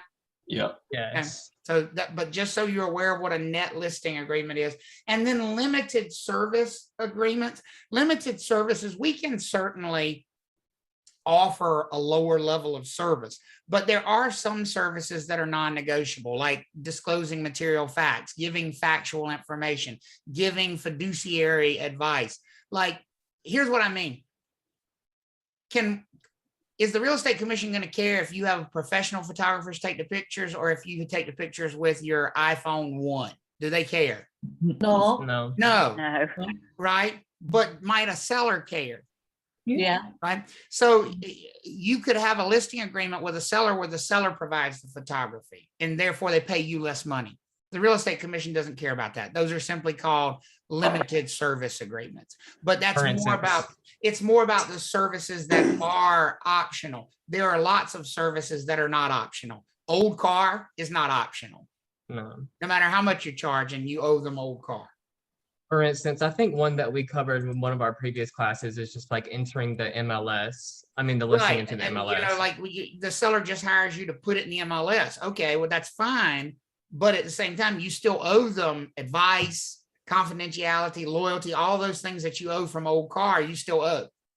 In fact, I think that listing that you just showed underneath where it said, what type of agreement do we have? Is it limited services? And it said no. Right. This one was an exclusive right to sell, so it's not limited services. That's exactly right. Exactly. Okay. There is one other agreement with a seller that you ought to be aware of that's not a listing agreement. Here's why it's not a listing agreement. The seller's not hiring us. It is strictly a compensation agreement. What I think is important to understand is that people can agree to compensate us even when we don't represent them. It is possible for us to work with a FSBO, for sale by owner. If we're not representing the seller, though, who must we be representing? Remember, you got to pick one side or the other or both. Who must we be representing? buyer. Okay. So this is a transaction where we have been hired by the buyer. The seller is unrepresented or FSBO. We can approach the buyer about paying us. That is not a listing agreement. We are simply saying to the buyer, hey, to the seller, I am the buyer's agent. I represent the seller. I do not represent you, but my buyer client would like to make an offer on your property and they would like you to pay my compensation so that they don't have to. Do you think it's possible for us to negotiate that with the seller where they pay us even though we're not going to represent them? We're not going to work for them. Yes, What do y'all Yes. think? yes, because they want to sell. Yeah, and because they want to get the property sold. That's called a protection agreement. It's not Okay. called a listing agreement because we're not being hired to represent the seller. We're not in any way looking out for the seller's best interest. Everybody all right with that? Mhm. Okay, so let's take a look at a couple of questions here just to see where you are on this. It says Matt is a salesperson who works for Terra Nova Properties and has taken a listing from Mr. Sampson, who's selling 6789 Elm Street. The listing agreement specifies that the 5% listing commission will be earned when Terra Nova Properties produces a ready, willing, and able buyer with a list price of $385,000. 2 weeks into the listing agreement, Matt brings a cash offer of $390,000 to Mr. Sampson. Which of the following statements is true? Number one, Mr. Sampson is required to accept offers that are full price or better. Number two, Mr. Sampson owes the listing commission only if he accepts this offer. Number three, Mr. Sampson is free to decline the offer, but must pay the commission in full to Terra Nova Properties. Or number four, Terra Nova Properties has a net listing. Which one of these is Three. true? Three. Three. This is three. The seller does not have to accept that offer, but because the offer exceeds the list price, it exceeds the job, the assignment, the commission is owed. How do we all feel about that? So that's the ready, willing, and able part, right? That is, we've produced a ready, willing, and able buyer at terms that match what the seller said. They wanted 385, we bought them 390. They owe a commission, whether they accept the offer or not. Is everybody okay with that? Yes. Yep. Okay, good. Kim is the broker in charge of Lake Gaston Limited Properties and takes a new listing agreement with seller Susan, agreeing to compensate Lake Gaston Limited with 6% of the sales price of Susan's home. Lake Gaston Limited will have earned their commission under any and all circumstances, resulting in a ready, willing, and able buyer, except if Susan generates the buyer herself. This is an example of, is it an exclusive right to agency. sell, exclusive agency, open listing, or a limited service listing? Number two. Number two. Number two. This is the exclusive agency listing. If you feel comfortable with both of those questions, then you're pretty well locked in on listing agreement types so far. How we feel? Good? Mhm. Awesome. Awesome. All right, why don't we take a lunch break there? Okay. All right. So before our lunch break, we talked about listing agreements. And we're not going to spend nearly the amount of time talking about buyer agency agreements that we spent talking about listing agreements. And not because they're not as important, but just because so much of what we talk about in listing agreements is also true of buyer agency agreements. So you don't really need to sort of repeat everything when you talk about buyer agency agreements. But a buyer agency agreement is a contract. And so again, just kind of remind you where we are. We talked about all the different types of listing agreements, which is that employment contract between the real estate office or firm and the client, which is the seller in the case of a listing agreement. When you talk about a buyer agency agreement, it's the same idea, but from the opposite perspective. So in this case, the parties to a buyer agency agreement, I can't write with the highlighter on though. The parties are going to be different here. I'll get the pen straightened out here in a second. We're going to have the buyer and the firm or office be the parties to a buyer agency agreement. Now, as we've mentioned before, buyer agency agreements can be verbal for a limited amount of time. However, there is a point in time where it has to be changed. And that's an important note that we make down here at the bottom of this slide. Oral buyer agency, which is to say the buyer has hired us. We're not talking about simply showing a buyer a property. If we're simply showing a buyer a property, who do we by default represent? If we haven't had any discussion at all with that buyer about representing the buyer, who do we represent by default if we're showing that buyer the property? The seller. The seller, right? So oral buyer agency is not the same thing as unspoken buyer agency. We have to have a conversation with the buyer where they give us some indication that they are at least willing to have us work for them with a non-binding agreement, because that's what an oral agreement really is. It's just a non-binding agreement. But that non-binding, non-exclusive agreement has to be changed to a written agreement if you're going to continue to move forward in the transaction and represent that buyer. You need to change that oral buyer agency agreement. Now, something that's going to definitely come up on the test about buyer agency. Is it binding? Is it exclusive? Is it a commitment in any way, shape, or form? And the answer is no, it's not. It is agency. Yes, we are representing that buyer, but it's a non-binding sort of representation. In other words, if the firm wants to stop representing that buyer and we have an oral buyer agency agreement, can the firm just say, no, I'm sorry, I would rather not work with you? What do y'all think? Yes. Yes. Sure, because it's not binding.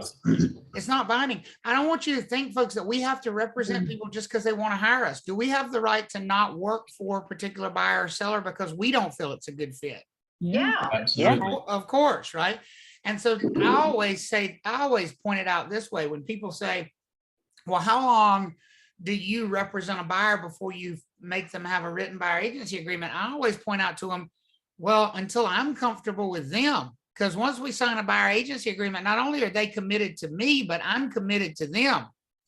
And trust me, you will rapidly find out you do not want to represent every buyer in this business. There are going to be people who don't listen to your advice, who don't do anything you think they should do, who completely waste your time. And the last thing I Looking would at you, want, buyer, who wasted my time. exactly. And nothing is worse. And I think Seth will tell you from experience, we all have experienced it. There's nothing worse than being contractually obligated to somebody you hate. Like you literally can't, I mean, you want to vomit in their lap every time you look at them, but you're supposed to represent their best interests. So I think there's something to be said for oral buyer agency being a good thing for both the buyer and for the firm for at least some period of time. You want to make sure you have some kind of comfort level with them. But if we want to move to the point of presenting an offer or writing an offer on their behalf, negotiating an offer for them, we need to put that buyer agency agreement into writing. And as I said, almost all agency agreements are going to hopefully have the word exclusive in them, like this one does. This is the introductory paragraph to the most commonly used buyer agency agreement in North Carolina.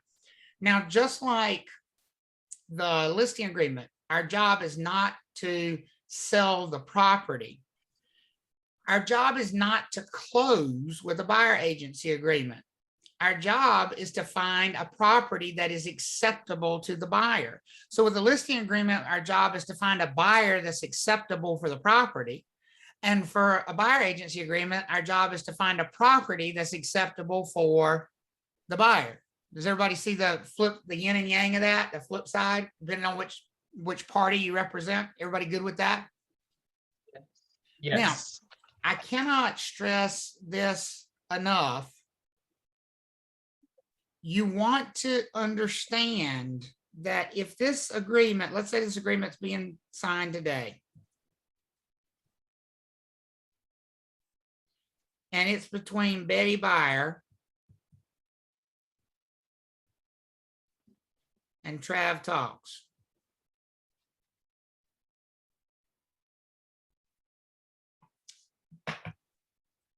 I cannot stress enough, folks, these are the two parties to the agreement. Who is guaranteeing contractually here that Trav Talks is going to be compensated? Betty. Buyer. Betty Buyer is. Like Betty Buyer. Betty Buyer is.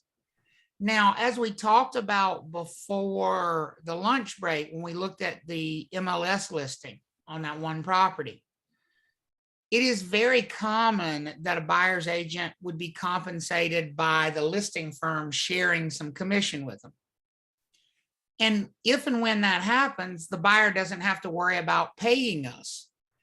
But I think it's really important to point out with a buyer agency agreement, if there is no compensation offered by the other side, by the seller, by the seller's agent, who do you think ultimately is going to be on the hook for compensating Trav Talks LLC under this buyer agency agreement? The buyer. Buyer. Betty the buyer. That's exactly right. So it's really important when you look at this compensation section of the buyer agency agreement. So like look at line B right here. We're not going to talk about retainer fees, though we could charge a retainer fee. So if we wrote $500 on this line, a $500 retainer fee, that would be Betty writing us a check right out of the gate. How many of you have ever heard of a retainer with an attorney? Yep. Yes. Remember how I told you that agency was really the same thing as the relationship that attorneys have with their clients? Well, guess what? We can charge retainer fees as well. If you had a buyer who you thought had really unrealistic goals, would it probably make sense to charge them a retainer fee, make them pay you something out of pocket up front so that you didn't feel like they were completely wasting your time? Keep some loyal. Right? Yes. Keeps them loyal, make sure that they're not, completely just kicking tires. So maybe you think about a retainer fee in that case. But most commonly, you would see no retainer fee. And then you would see something on this line. Now, on this line, we could put, like we talked about before, a flat dollar amount. Like we could just write $5,000. That's our fee. What do you think is more common on this line? Just like it was on the listing agreement, what do you think is more common on here? The percentage. Some percentage of the sales price. So like 2.5% of sales price. Now, here's what you need to understand about that fee. If you go down to the paragraphs under it, it talks about how we're going to attempt to get paid. But here's the thing, I want you to understand, ultimately, who's committing to paying us if we can't find the money from another source? The buyer. The buyer is. They're our client. They're the ones who are hiring us. They owe us if we do the job and we're not compensated for it. Does that make sense for everybody? Yes. This one that Travis is about to talk to you all about is going to eliminate a lot of mental blocks that will probably pop up. It will. It's a huge hurdle to get yourself across. Okay, so look at number one. I know Seth had an arrow there for just a second. It says the firm shall seek the fee from a cooperating listing firm through the offer of compensation in the MLS or otherwise, or from the seller if there is no listing firm, and buyer agrees that the firm shall be entitled to receive that fee. In other words, who are we going to try to get paid by first? Without going directly to the buyer and saying, you owe us this money, who are we going to attempt to get the money from first? The listing firm.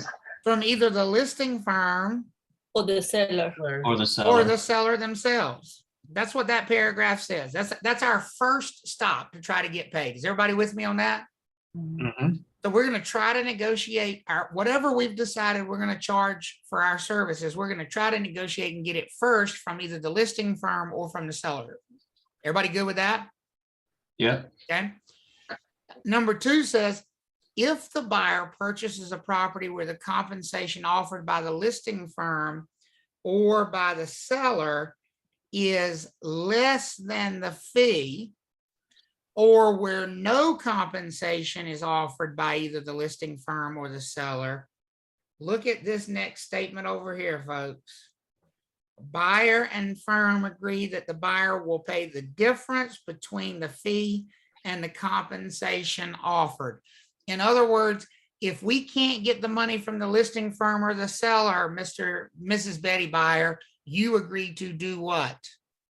Pay us the difference. You agree to pay us. And pay. I love how somebody said, I didn't know, I think it was Grant, he said, pay us the difference. In other words, what if the seller was only offering us 2% of the compensation, but we said our fee was 2.5?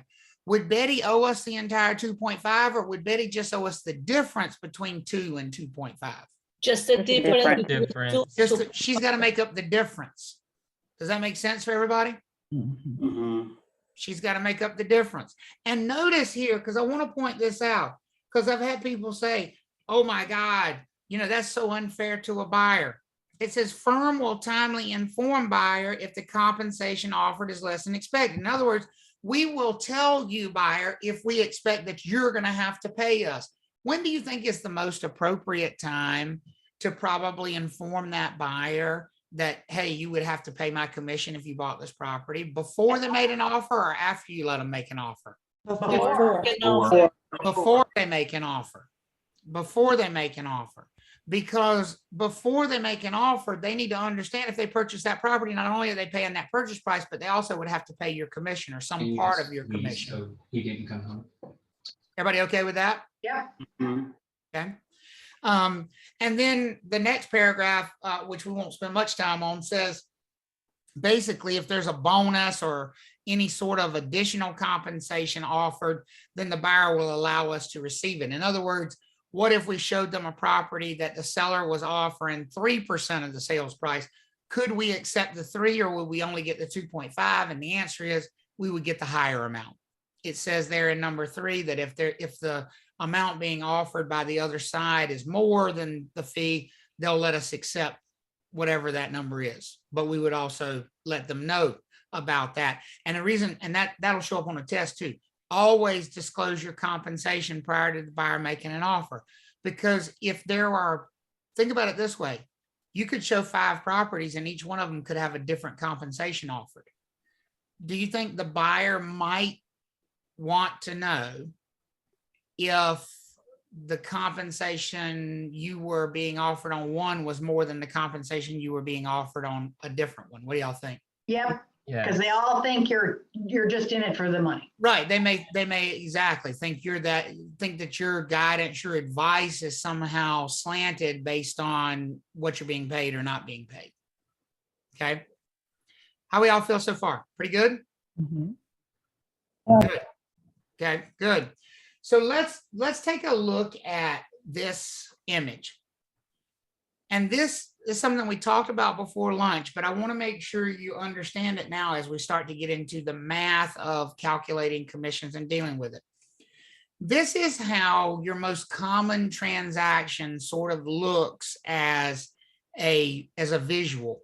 Folks, there's a lot of agreements going on here in this picture. When you look at a picture like this, there are quite a few agreements going on. First of all, right here, you've got the sales contract. Yes. Between the buyer and the seller going on. Yes. Now they've negotiated that contract between each other. Is there a contract between the seller and the listing firm that they've hired? What do y'all think? Yes. Yes, right here. The seller and the listing firm have an agreement. And in that agreement, the seller has agreed that they will compensate the listing firm with how much of the sales price? 6%. 6%. 6%. Is there also a buyer agency agreement going on over here between the buyer and the firm that's representing them? Yes. Yes. Yes. And that agreement probably promises some form of compensation. So let's just fill in a number here. I don't have it on the slide, but let's just say that promises 2.5%. Everybody with me so far? Now, that buyer's firm, where are they going to first seek compensation from? Where are they going to try to get it from first? The seller side. From the seller side, but more specifically, not from the seller themselves, but from where? The listing firm. From the listing firm. They're going to ask the listing firm, hey, you've already agreed with that seller, right, to pay you. Why don't you share some of that money with us? And in this case, that's exactly what the listing firm has done. They have agreed to share how much of that commission with the buyer's firm or the selling 3%. firm. 2.5%. No, look at the shared commission at the top. We're not looking at what the buyer's firm has agreed with the buyer. We're looking at what the two firms have agreed. 3%. 3%. So now let me ask you a question. Is this buyer going to owe their buyer's agent anything on this particular transaction? No. No, this is a transaction. Does everybody see that? This is a transaction where the buyer is not going to owe any compensation whatsoever to the firm representing them, because their agreement only guarantees payment of 2.5% to the firm. And not only is the firm getting 2.5, but they're actually getting what? 3. They're actually getting more than that. Getting more. How do they do that? What do you mean, how do they do that? Well, I mean, in other words, I'm sorry, never mind. That was the buyer's agency agreement. Okay, I'm with you. Right. See, what you have to remember is that nobody over here knows what's in this agreement, right? And nobody over here knows what's in that agreement. These are all separate agreements between these parties, and nobody's seeing everybody else's agreement. The only agreement the two firms share with each other is this one right here for this shared compensation. For all the buyer's agent's firm, the selling firm, for all they know, the listing firm could be charging a total of 3% and making nothing on the transaction. Or they could be charging 10% and making 7%. Does everybody see how that would work? Yeah. Right? All they know is they've offered us 3% of the sales price if we bring them a buyer for their listing. And that's your co-brokered transaction. And remember, co-brokered just means how many real estate firms involved in the transaction? 2. 2. two separate offices, one that's been hired by the buyer and a whole separate office that's been hired by the seller to represent them.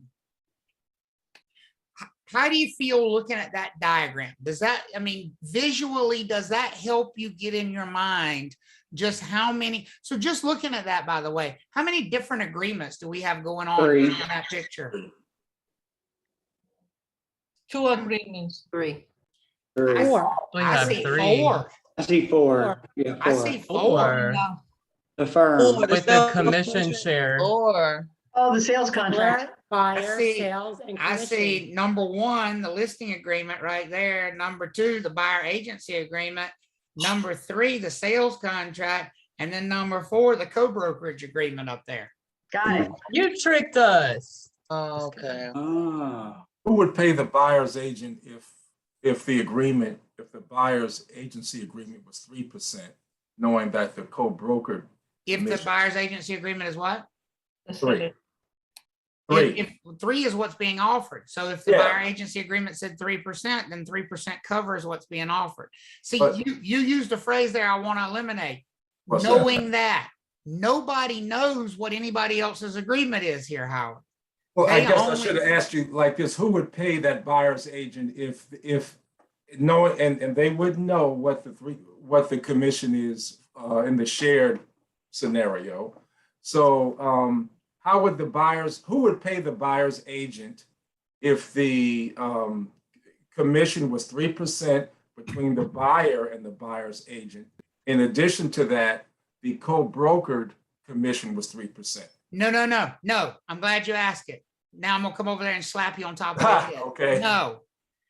These are not in addition to. Stop adding them. This agreement right here only matters if this one is not enough. But I thought the two don't know. They do know. The buyer doesn't know what that agreement is. Here's the thing. The buyer knows the agreement they signed. This is the agreement they signed, and this is the agreement they signed. So the buyer knows what's on those 2 agreements. Oh, okay. Here's the thing now. The seller knows this agreement and this agreement. Does that make sense for everybody? But the only parties that know this agreement are these parties right here. Okay. That's an agreement strictly between those 2 firms. So when that buyer and that buyer's firm, the selling firm, agreed to the 2.5%, that was before they made an offer on the property. Remember, we had to put that buyer agency agreement into what before we could present this offer? Writing. Into writing. So at some point before this offer was ever made, we put a buyer agency agreement into writing that said the buyer's firm was going to get paid what? These 2 people, this parties right here, they agreed to that contract saying that the firm would be paid what? 2.5%. 2.5%. So then once that was signed, then and only then did they make an offer. Once the offer was made, the listing firm says, sure, by the way, we're offering you 3%. So now, does the buyer have to pay anything at all, knowing that they only promised that the buyer's firm would get paid 2.5, a total of 2.5? Does the buyer owe the buyer's firm any money? No. No, because Travis. actually they got paid more than what we They promised. get paid from the seller side. Travis, can I ask you a question real quick? Sure. It's kind of similar. So I just closed on a home on last week, and the person that bought the house for me, lawyer, just called me a few minutes ago and said that on the contract we agreed to 2.0, but now she just called me saying that it was supposed to be 2.5% and that I have to give the remainder of the commission. Is that like normal, or was that an error on Give me their that again. part? Give me, oh, wait a minute. Back the truck, the bus, the whole charade up here. Okay, so I sold a house last week. I got all that. What does Okay. the document say? It says 2.0%, but And the that's lawyer, what you owe. well, she just called me saying that I have to pay 2.5 because Tell she her thought to it get, was, tell her she can get mad in the same pants she got glad in, but you ain't paying shit more than what that agreement says you're gonna pay. I know. I was Mhm. just telling, Ella. one of my friends that's taking a class with me, Tia, on here, and she was like, you need to ask Travis because that does not sound right. If the signed documents say 2%, then that's what's owed, is 2%. Okay, thank you And so so much. there's a life lesson for you all. Aren't you gonna work for whatever you put on these agreements? Yes. You better make Yes. sure you're comfortable with what you put on these agreements. These are your employment contracts. And by the way, let me just point this out, by the way. I have seen, first of all, let me point this out.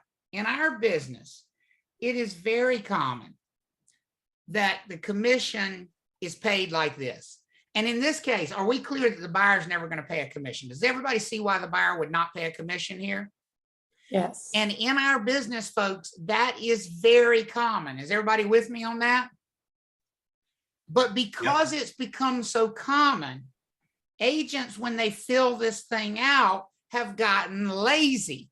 They don't want to have a conversation with the buyer about the potential of the buyer having to pay them, because they just assume, oh, I'm always going to be paid by the seller. I'm always going to be paid by the seller's agent. Is everybody with me on that?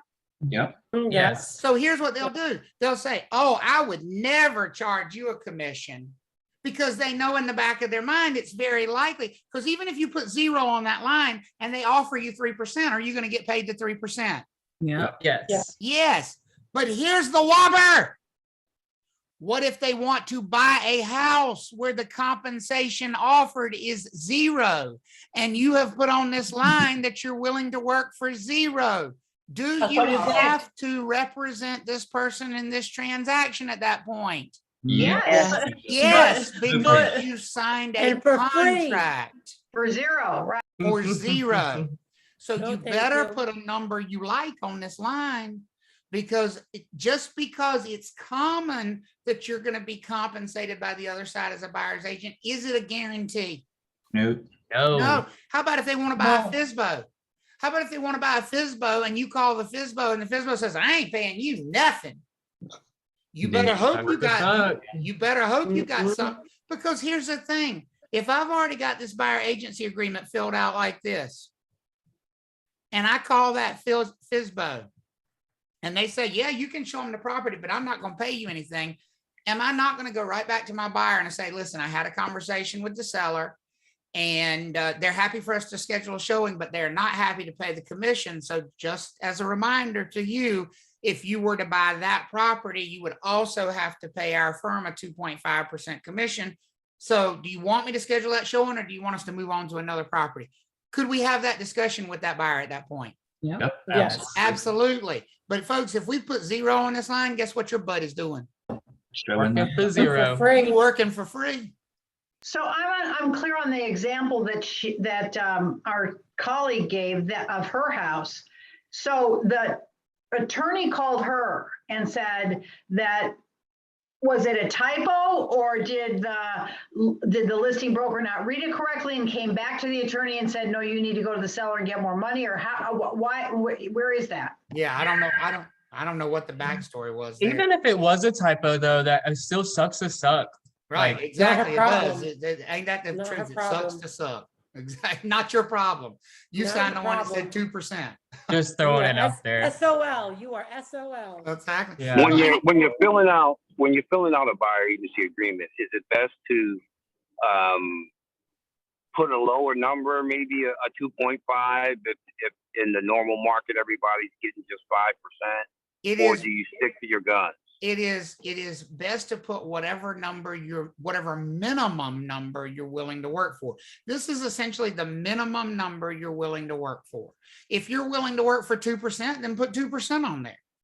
Because here's the thing, it doesn't matter that that you put a low number on here, as long as you don't put a number too low, because it says if the amount offered is above this amount, we get to keep the difference. So is the agent on the next screen going to get 3%, or are they going to get 2.5?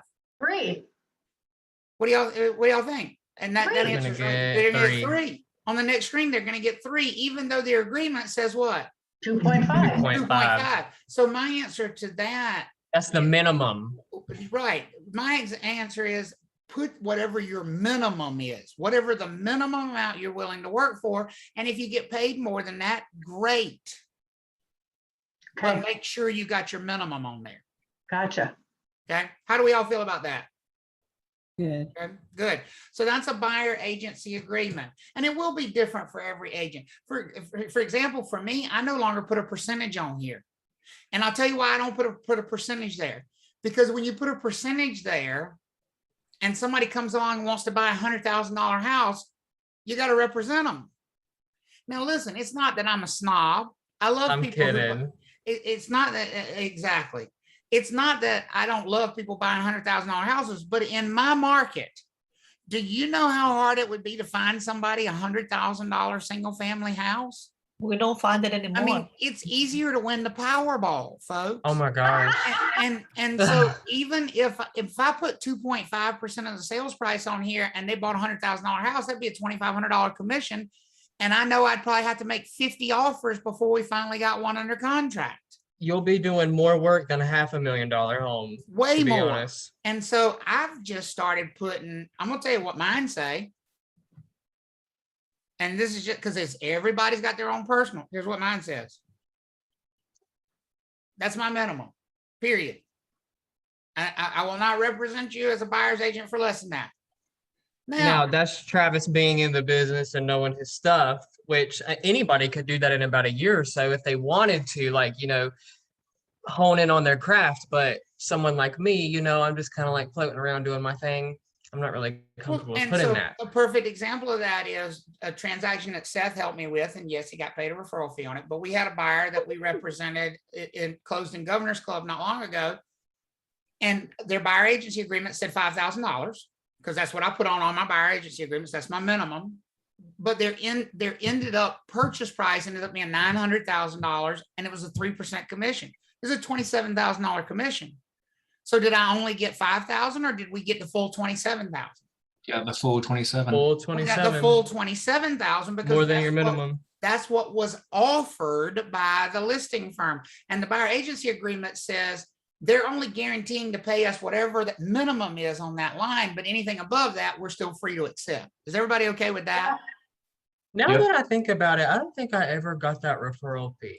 Oh, I do. I keep good records. Now, So some of this depends on what your firm's policy is. it does. And so you need to talk to your broker in charge. Your firm may have a policy about what they charge in certain situations. Exactly. So the most common commission setup is definitely the split fee. Remember that we call the firm, whenever there's a co-brokered transaction, the firm representing, this is where that vocabulary is going to jump up and bite you if you don't have it comfortable. Whenever there's a co-brokered transaction, the firm representing the seller is going to be referred to as what ING word? Listing. Listing. And the firm representing the buyer is going to be referred to by what ING word? Selling. The selling firm. That's exactly right. That's exactly right. So one of the things to talk about, and I mentioned it earlier before lunch, but now we kind of come back to it and we want to put a ribbon around it. Commissions are always negotiated on an individual case-by-case basis. There should not be a normal rate across a marketplace. Now, let me be clear, because they're going to get you on this on the test. Your firm, your office can have its office rate. Your office can charge 5%, and that could be your written policy, and you just charge everybody 5%. That's okay. Everybody good with me on that? Mhm. Yes, one individual office can have their One rate. individual office, even if it's an office of 200 agents, could all our agents charge 5%? Because ultimately, it's not the agents representing the client; it's the firm, right? Right. And It's not the market. It's just the firm. It's just the firm. What cannot happen is more than one office agreeing on or making it sound like they've agreed on pricing structures. If you say to a seller, oh yeah, well, everybody's going to charge you 6%. So we just charge 6% like everybody else. Folks, that is a felony. You need to know this for the test. That is a violation of the Sherman Antitrust Act. That is a practice called price fixing. Anytime you make it sound like every office that they go to would charge them the same thing, that's going to be a violation. Basically, anytime you compare what your office is charging to what other offices are charging, that's going to be a violation. So when a seller or a buyer for that matter asks you, well, what is your commission? Your answer should always be, well, my office charges this. We charge this. I charge that. All those are okay. What's not okay is to say, oh, well, most people will charge you 6%, but I'll be glad to do it for you for 5%.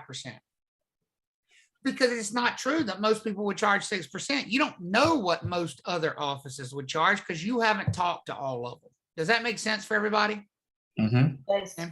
So we are not allowed to make it sound as if we know what every other office is charging. They need to understand that this is a negotiation and that they can go check with other offices and see if they get different prices. That's price fixing. If we do that, if we collude with other firms or, make it sound like we've charged a set price, they're not competing, and that is a violation of the Sherman Antitrust Act. So that's just something we like to point out before we get into this idea of sharing commissions and calculating commissions. It's time for another T-bar. I know you're excited. I know you're excited. You should be excited about this one. No. Because this one gets you paid. This is the best kind of T-bar, one that results in money being in your pocket at the end of the day. The basic formula for calculating a commission in a transaction is that, and so remember, the way you're going to memorize a T-bar formula is you just need to know the three things in the formula. So commission, purchase price, and rate, and the commission's on the top. So the total commission in dollars, the purchase price, and the rate are the three things, and the commission goes on the top. I have one quick question. Yes, go ahead. Will we cover the other part of the Sherman Antitrust Act later? Yes, we will. Yes, we will. Okay. We'll come back to group boycotting later. We sure will. Okay. Okay. So now that we've got the basic formula, look at just a very straightforward. A home is sold for $325,000 with a 7% total commission being charged. What is the commission on the sale? So they want to know here, they want to know what this number is. Well, if they're looking at total commission, we need to do purchase price, and it's going to be side by side. So $325,000 side by side with a rate of 7%. Side by side means we're going to do what with them? Multiply. We're going to multiply them. And if you multiply those two numbers, you get a total commission charged of $22,750. Now recognize we haven't been given any information more about how that's going to be divvied up, how it's going to be split up. That's just the total commission being charged to the seller in the transaction. Does everybody see that? Mm-hmm. Now, as we go further forward, we are going to talk about how to split up that commission, but this one is just a basic, what's the total commission owed? Are we all good on that? It's really, really straightforward. Yes. Okay. Now, in a co-brokered transaction, okay, you got to split the commissions. And when you start to split something, it gets smaller because the two pieces have to add back up to whatever you split out. So when you talk about co-brokered commission splits, they're always going to give you the total, and then they give you one side of the split. They will always do that when they give you these math problems. So it just as an example, if they give you 7% as the total and they tell you that the listing side is keeping 4, can you pretty easily figure out what the selling side is going to be? Mm-hmm. Yes. What is it? 3%. Whatever. 3, Yeah, 3. right? Because those two added together have to add back up to be that one. Does that make sense for everybody? Yes, sir. Yes. And so that can be an even split. Sometimes it is an even split, but there are no rules when it comes to this sort of thing. So in this case, it's even. You got a 6% total commission. The listing firm's keeping 3, and they're sharing the other 3. But it could be uneven. You could have a listing firm who's charging 6 as a total commission, but they're keeping 4 of that for themselves, greedy. And they're only sharing 2. Now, they're not going to ask you to do this math on the test, but I'm going to ask you this just from I want to see where your brain is connecting this stuff.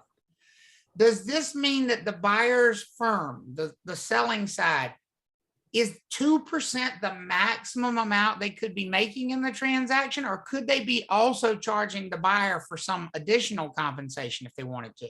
Yes, they can charge the buyer. Right. If they have a buyer agency agreement over here with the buyer that says they're going to get paid 3%, well, they would take their 2% from the listing side, and then they would charge the buyer how much? 1%. 1%. The difference, right? The difference, so that it totals up to the 3%. So in that case, what you would end up is the seller's paying 6% plus the buyer's paying 1%. Okay. Is that clicking for everybody how that might work? Yeah. Okay. And again, any split works. Here's what I will always tell you as a really good hint. And Howard asked me this question earlier, and so I wanted to swing back around and revisit it. Howard asked me when we were looking at the MLS worksheet earlier, he said, oh, I thought they were only giving up 3% of their commission. And I said, no, it's 3% of the sales price. You remember that question you asked me before lunch earlier? Yeah. Here's what I will tell you, folks. Anytime you see single digit numbers, 6%, 2.5%, 3.5%, 2%, 4%, 5%, 7%, any single digit number is always, so single digits, always percent of sales price. So if they say 2%, they mean 2% of the what? Sales price. Sales price. If they say 8%, they mean 8% of what? Sales price. The sales price, right? So anytime you see a single digit commission, that is a percentage of the sales price. Everybody all right with that? So you take that number. So in this case, I'm just going to throw a number out here just to show you the math side of things. Let's say this property right here sells for $425,000. Can we very quickly calculate how much each side would get paid on this thing? Yes. Okay, so let's do the listing side. What's the math like on the listing side? What number we type in the calculator first? 425. $425,000 times what? 2.5%. 2.5%. 2.5%, because that's the number right there. And how much is the listing side getting paid? 10,625. And can we easily do the same thing on the other side if we want to? Yes. Right? If we want to figure out how much the selling side or the buyer's agent's going to get paid, we would do 425,000 times what? 3.5%. 3.5%. And in that case, 14,875. 14, how much? 875. Pretty straightforward, right? Yeah. Howard, did that help from earlier? Yes, it did. Thank you. Okay, good. So anytime you see that single digit number, you're going to go times the sales price. All right, so look at this question. It says a home is sold for $227,000 with a 6% total commission being charged. The listing firm is cooperating with firms who produce a buyer by offering them 2.5% of the sales price. Based on this information, what is the listing side commission? Now, I always like to find my question. So there's my question. What is the listing side commission on the sale? So anytime I get one like this, I know I'm going to have to split these commissions up. So I like a visual sort of map to things. Now, I always put my listing side on the left because it's just easier to remember L and L. You know, the listing side goes to the left. What's the name for the other side? Selling. Selling. The selling side. Okay. And they've told me we've got a 6% total commission. The listing firm is cooperating with firms who produce a buyer by offering them 2.5% of the sales price. So am I putting the 2.5 on the listing side or on the selling side? What do y'all think? Selling. Selling side. The selling side, right? Mm-hmm. Which means how much is being kept on the listing side? 3.5. 3.5. Does everybody see that that's the number I need to work with? Because they're asking me what is the listing side commission? Does everybody see that number is important? Yes. Yes. So at that point, the only two numbers that are important are the 227 sales price and the 3.5% commission that the listing side is keeping. How do we all feel about where that's coming from? Good. Okay. Now, of course, if they had asked us for this, how much would the buyer's agent commission be? We would be multiplying times 2.5%, but they want the listing side. So that's what we're going to give them. And that math is down here at the bottom, looks like $7,945. Anybody not okay with where that comes from? Because I don't want to like step forward until we're okay with that. How do we feel about that? I got it. Got it. Good. Okay. Yep. Good. Very good. Very good. All right. So look at this one. It says Rebecca lists a property for sale and her firm has a written policy of charging 7% on all transactions. Rebecca and her firm have agreed they will cooperate with firms representing the buyer by offering them 3% of the total sales price in exchange for producing a buyer. Based on this information, there's my question word, what is the selling side commission? All right, so I know I got to split this thing up. Let me draw my boxes here. Got my total commission. I got my listing side. I got my selling side. Okay. What am I putting up here in the total? What number is going up there? 7%. 7%. Okay, good. It says Rebecca lists a property for sale. She's charging 7%. Rebecca and her firm have agreed they will cooperate with firms representing the buyer by offering them 3%. So am I putting the 3% on the listing side or the selling side? That's going to be the most important. The selling side, right? They're offering, the listing firm is offering 3%. So what does that leave us for the listing firm? 4%. 4%, right? Just fill it in. No matter what they ask you for, it's good to go ahead and fill it in. Based on this information, what is the selling side commission due to the cooperating firm? So we go up here and we look at, okay, they want to know the selling side. There's my sales price. So $785,000 times 3%. Does everybody see where that's going to be $23,550 as a selling side commission? Yes. Got it. Yes. And seriously, folks, that's probably a math question on the test. Just like that. Like no more complex than that. Exactly like that is probably a math question on the test. Because here's what they're testing. Do you understand how the commissions are split up? Do you understand how to calculate a basic commission? And equally importantly, do you understand this vocabulary, listing and selling? Because you got to pull all that together to be able to answer that question. Yes. Okay. Everybody good? Yes. Okay, good. Okay. So you do one. It says a seller has agreed to hire Vance Properties to list their home in Zebulon for sale at a list price of $450,000. The property eventually goes under contract and closes for $462,500. The buyer who purchased the property was represented by Blunt Real Estate Properties of Tarboro. The seller's listing agreement with Vance Properties promised a total commission payment of 7% of the sales price, with understanding that Vance would share 3% of the sales price with a cooperating firm. Based on this information, how much, there's your question word, how much commission was retained by Vance Properties? So map it out, put the names with each side so you make sure you get the right side. And then talk to me and we'll see what you do. All right, 18.5. 4%.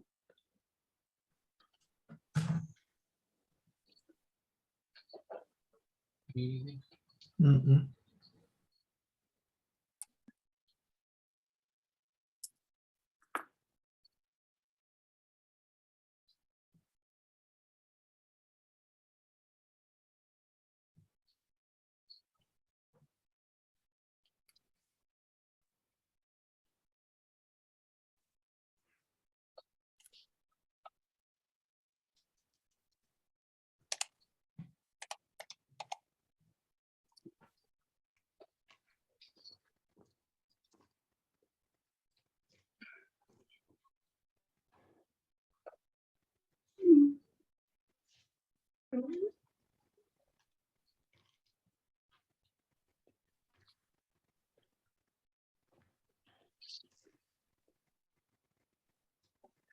Who keeps their ringer on anymore?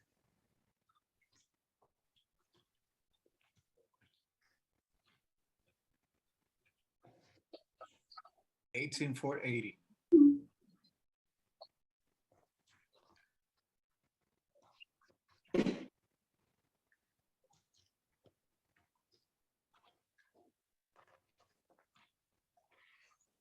$13,860.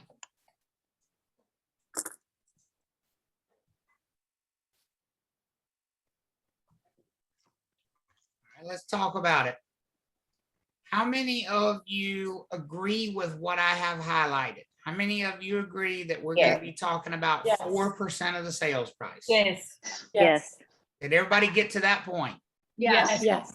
Because that's crucial. If you didn't get there, anything you did past that point doesn't matter. You got to get to the fact that we're looking for the listing side, which is going to be 4% of the sales price. So we're all good on that? Yes. Yeah. Okay, good. So now let's talk about what the math looks like.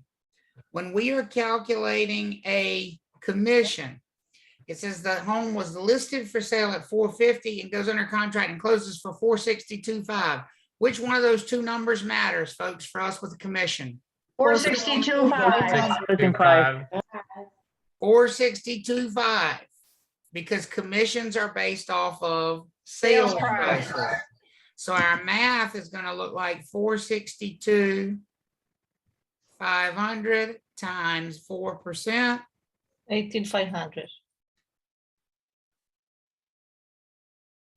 18,480. No, 18,500. Yeah, sir. 18,500. I got 18,500. You might have done 500. 462 even if you got the other number. True. Sorry. I got 18,500. Now, if you came up with, was it 450 times 4%? If you came up with 18,000 even, that means you did the 450. Okay, and you got to use the sales price. Did anybody do the wrong side? Or are we all okay on spotting which side we need to be on? We're good. I'm good. Good. Good. Very good. Very good. Okay. All right. So we've done one split. Now we need another. Oh, God. Well, here's the thing. Yeah, 'cause we need to get paid. Y'all gotta get paid. Right. Right. Here's the problem with what we got right here. We've gotten money to Vance properties and to Blunt properties, but we haven't paid whatever agent actually worked the transaction. Does that make sense for everybody? Yeah. And here's the one thing I can pretty much guarantee you in most cases. Do you think the agent that works for Vance properties is going to see all $18,500 of that, or is their firm going to take a piece? The firm's gonna take a piece. So the firm's going to take a piece. That's where the next split comes into the picture. And so what we're going to end up with is commissions that have been split not once, but twice. Now, here's the only thing that I think is going to be a snafu for you. And it goes back, and it's why Howard's question earlier was a great one. It goes back to what he asked earlier.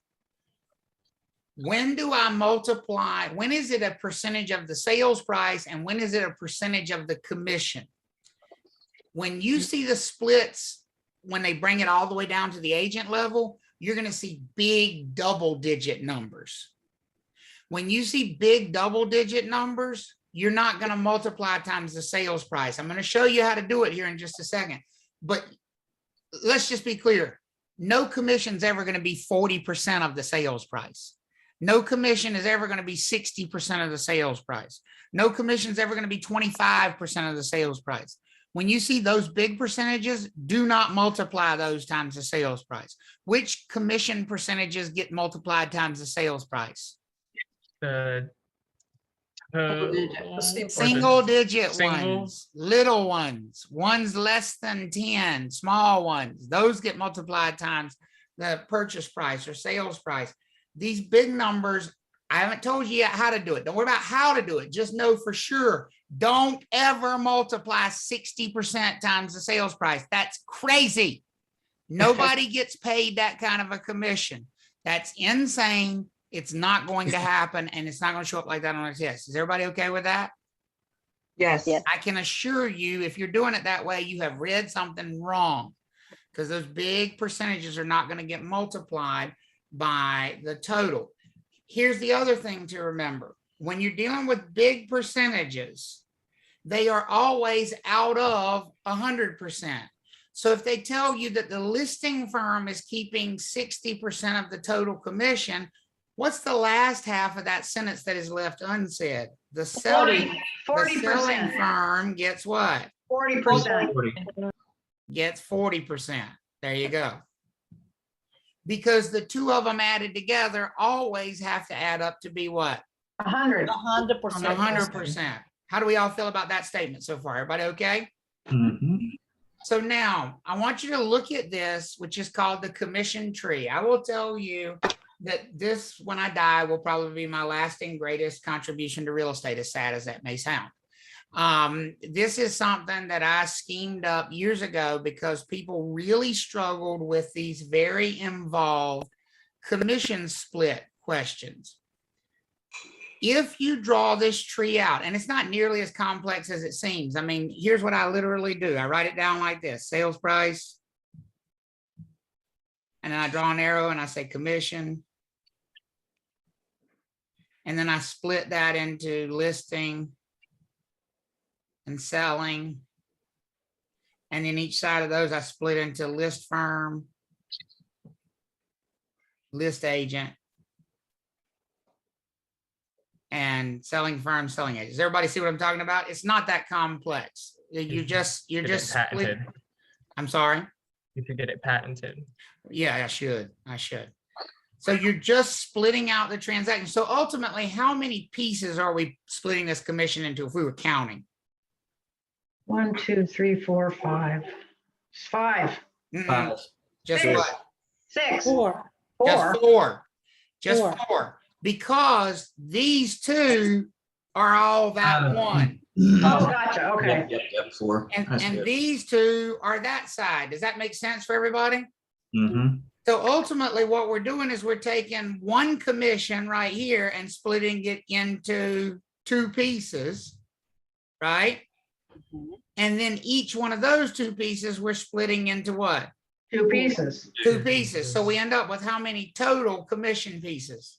4. 4. That's exactly right. 4 when we get to the bottom. Here's the beauty of this tree when you use it. If they said to you, the total commission was 6%, well, you're just going to fill in 6% here. Everybody okay with that? Mm-hmm. And then they would say, the listing firm is offering 40% of the total commission to selling firms who produce a buyer. So where are you going to put the 40, on the listing side or the selling side? Selling side. Selling. The selling side. Well, if that's 40, what's going on the listing side? 60. 60%. And then they tell you that listing agent Laura has a commission split with her firm where she keeps 80% of all her commissions. So where am I going to put the 80%? Inside Laura. Listing broker. The listing broker, which means the firm gets what? 20%. See how that works? Mhm. Y'all want to see the real magic of this thing? Uh-huh. Yeah. No show us. matter what purchase price I throw in there, You can fire commissions out as type as you can fast type it in the calculator, folks. Watch this. House sells for $800,000. How much does Laura get made? You ready for it? You ready for how to do this? Yes. Start at the top. Type that into your calculator right now. Type $800,000. Okay. And all we're going to do is make a path to whatever we want to calculate. So y'all want to know how much Laura's going to get paid? Yes. Yeah. So make a path. Here's Laura. And we got to go up. We got to go there. We got to go up. We got to go there and there. And start typing multiplication every time you go down. So 800,000 times what? What's the first number you come in contact with? 6%. 6% times what? 60%. 60% times Right. what? 80%. 80%. How much does Laura get paid? 2340. 23,040. Wait a sec. I did mine wrong. You lost me there for a sec. Hold on. Start at the top. Yeah, 800,000 yep, times what's the next number? 6%, Yep. Times what's the next number? times 80. No. Next one on the way down. Don't skip one. Follow the tree all the way down. What's the next number below 6% that you got to go through? 40. Oh, I see. 60. What one do we have to go through to get to Laura? You don't go through 40 to get to Laura. What number do we go through to get to 60. Laura? 60. It's highlighted for you. Follow the path, folks. Okay, then 60%. Yeah. So you got 800,000 times 6%, because that's the next number to get down. And if we're headed toward Laura, we got to go this way. So that's times what? 60%, and then times. And then times 80. Yep. What do you end up with for Laura's commission? 2304. There you go. Travis, Yeah. I think the thing that's stumping me is total commission is 6%. Yeah. Listing side is 60% and selling side is 40%. Yep. In our previous demonstrations, if the total commission was 6%, as a listing side, we would say, oh, we're going to keep 4%. And then the selling side would keep 2% or whatever. I don't see that demonstrated here. Because it's not. Remember when I said, if you have little numbers, that's when you multiply them times the purchase price. If you have big numbers, you can't do it that way. So where would the 60% and the 40% then come from? They will be somewhere in the. They will give them to you. That's exactly right. They will give them to you. And all you're doing is filling it in. If you're thinking, you're working too hard. This literally requires no thought. It requires filling in. And so watch how simple this makes this thing. $600,000 purchase price. You can fill it in probably before I can finish writing it. $600,000 purchase price, and I want to know what the listing firm gets paid. I want to know the listing firm split on a $600,000 purchase price.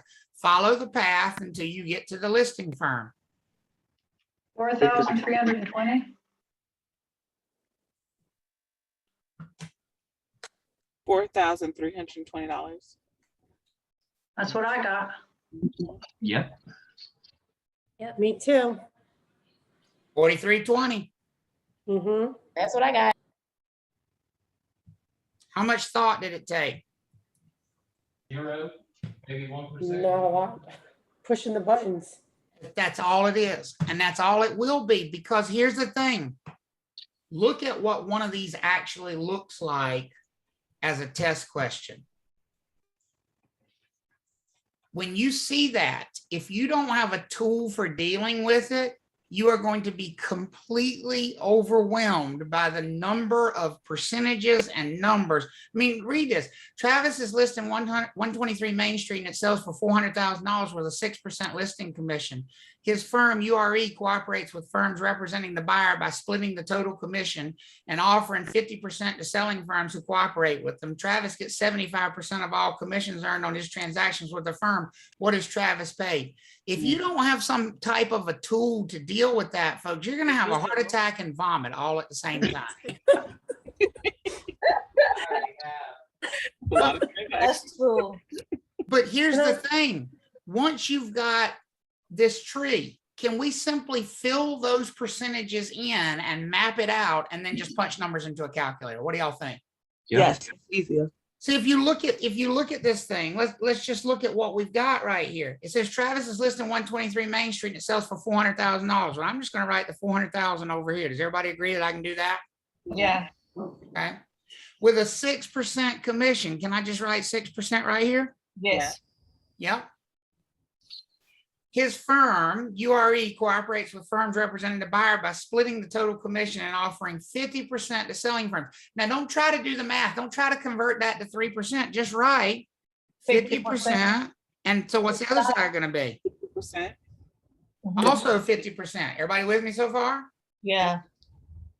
And it says Travis is listing. So let me put his name right here so I know does everybody agree he's the listing broker? Yes. And we'll fill in his firm as URE right there. Okay. It says Travis gets 75% of all commissions earned. So there's his 75%, which means his firm must get what? 25%. 25%.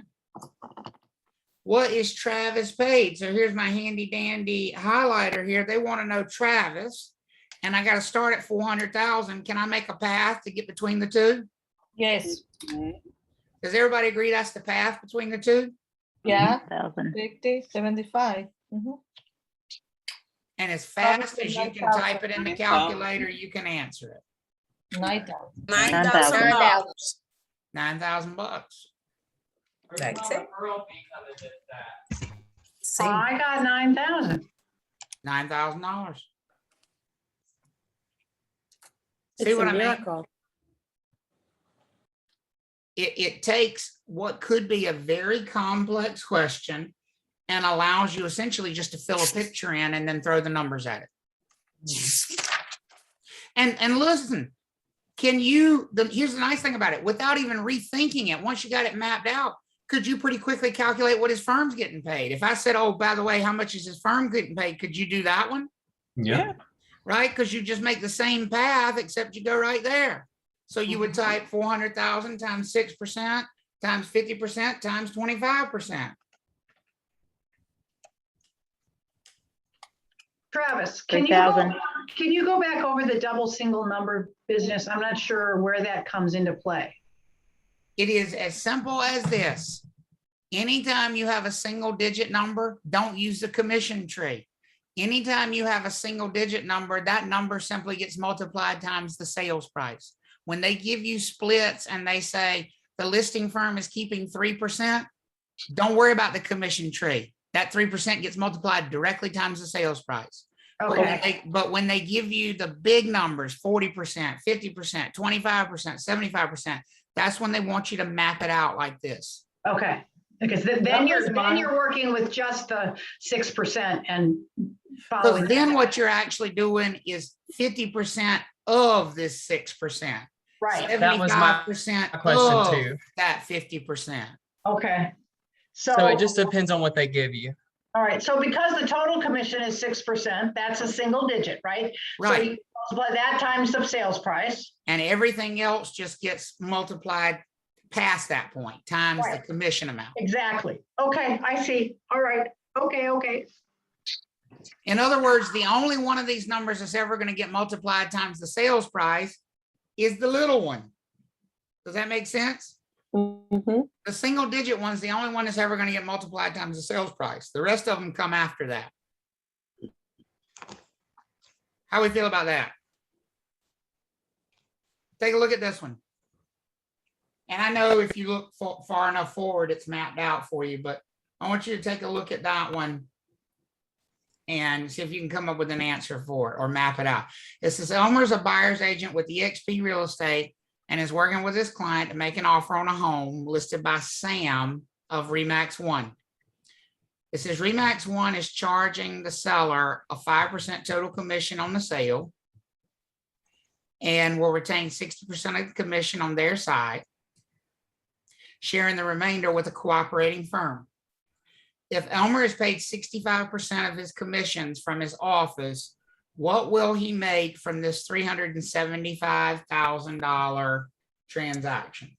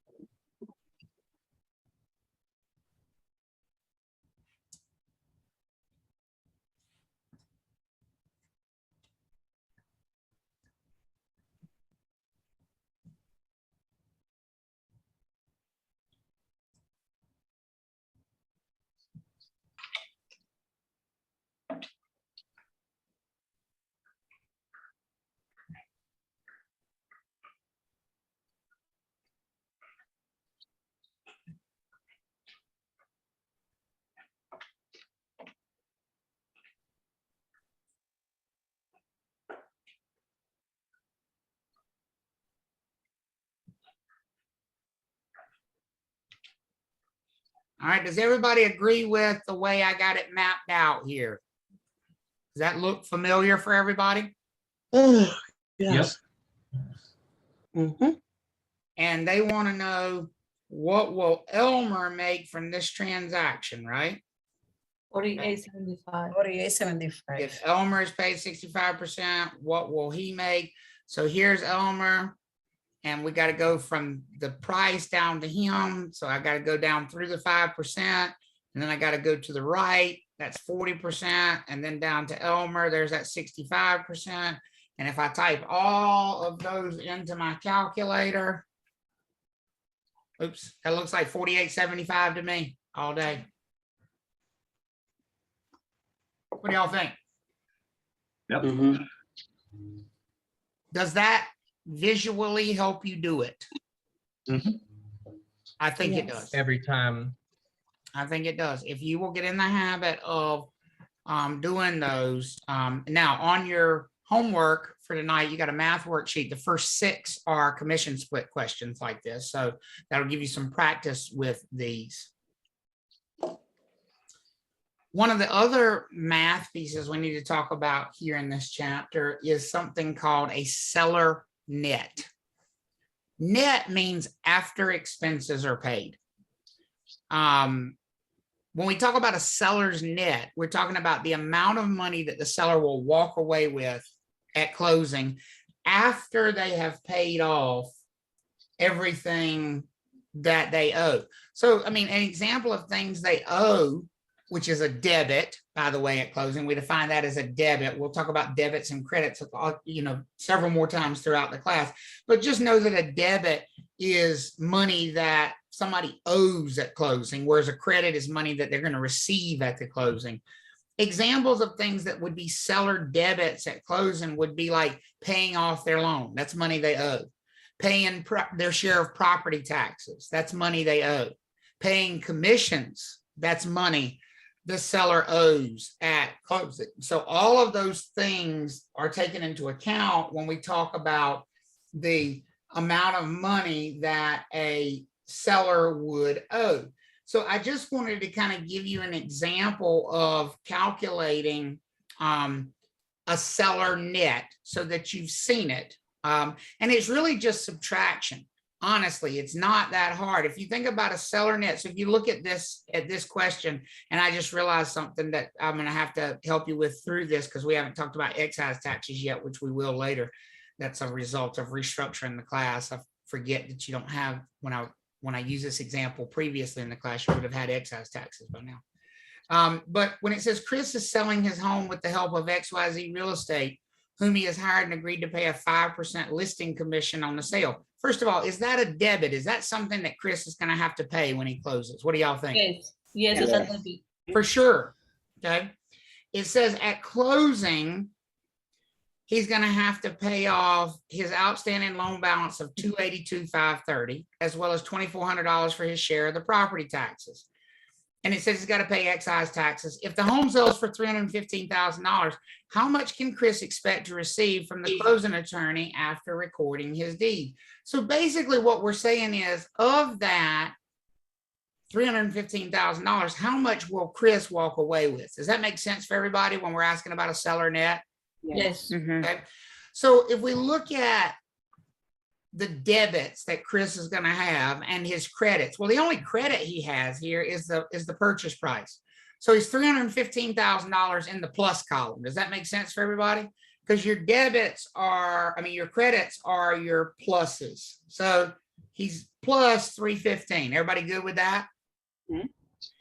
Everything else over here is a minus. Now, you don't need to worry about where the excise taxes came from. You haven't learned how to calculate those. The big thing here is to know that everything else here is a minus. The way you calculate a seller's net, folks, is just take their total credits and then take their total debits and subtract the two. Does it make sense for everybody that he's going to have a $282,530 debit for his loan payoff? Does everybody see where that one comes from? Yes. Okay. And it tells us that he's got to pay $2,400 for his share of the property taxes. Now, you don't know how to calculate excise taxes, but just take my word for it. That $630 is correct. Where did we come up with the $15,750 for commission? What was the math behind that?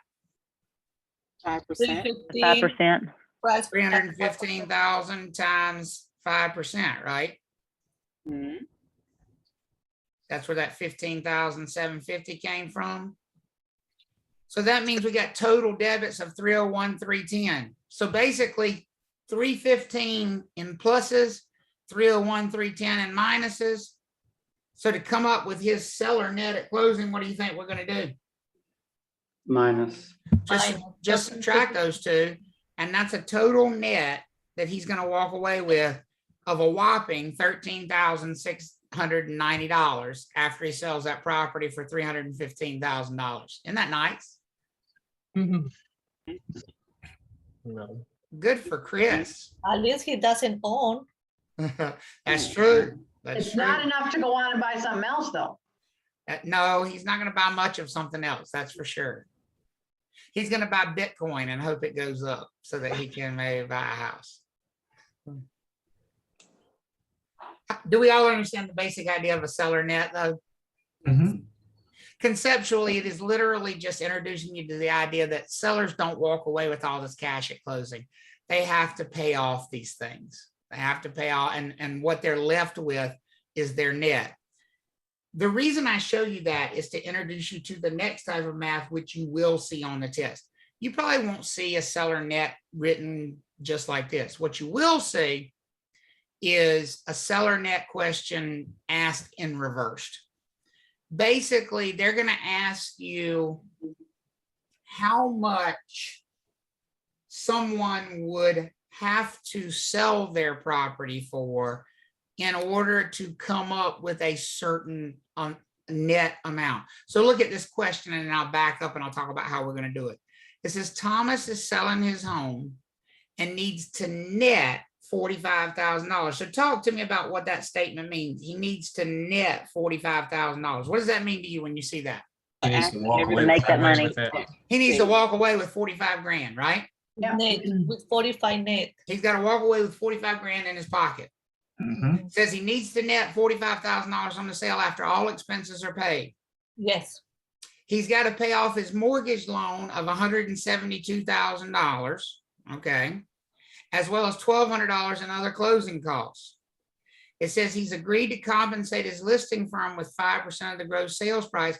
For what price should Thomas sell the property to meet his needs? So there's our question right there. For what price? Well, let me ask you what I think is a pretty obvious question, but I want to make sure you're there with me. Does it make sense to you that he's going to need to have enough money to pay off all of that stuff, plus still have $45,000 left over? Is everybody with me on that? Yeah. Yes. So that's exactly what we're doing down here. We're paying off all that stuff. We're paying off the $1,200 in closing costs. We're paying off his $172,000 loan, and we're making sure that he's got 45 grand left over. That's what we're doing when we just add all those together. Everybody with me so far? That all we've done is just taken those same numbers and added them together. So far, so good? Yeah. But there is one very important number that we have not taken into account. If he sells it for $218,200, he will not have enough money, because who has not been paid out of that $218,200 that is near and dear to our heart? The listing agent. Right? He's agreed to compensate his listing firm with 5% of the gross sales price. We have not paid that 5% commission yet. Does that make sense for everybody? Mhm. Now I need you to listen to me right here, because I'm about to tell you how you're going to go off the reservation and get this question wrong, and they're going to have it as an answer choice. Do not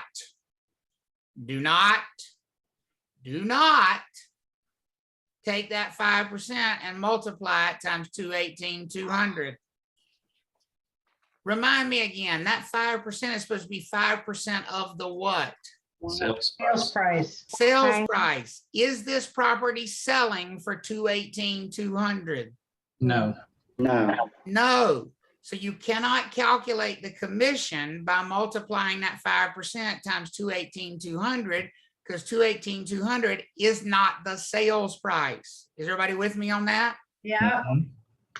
There is only one way to do this question that I'm aware of, and it is to think of percentages in their most basic format.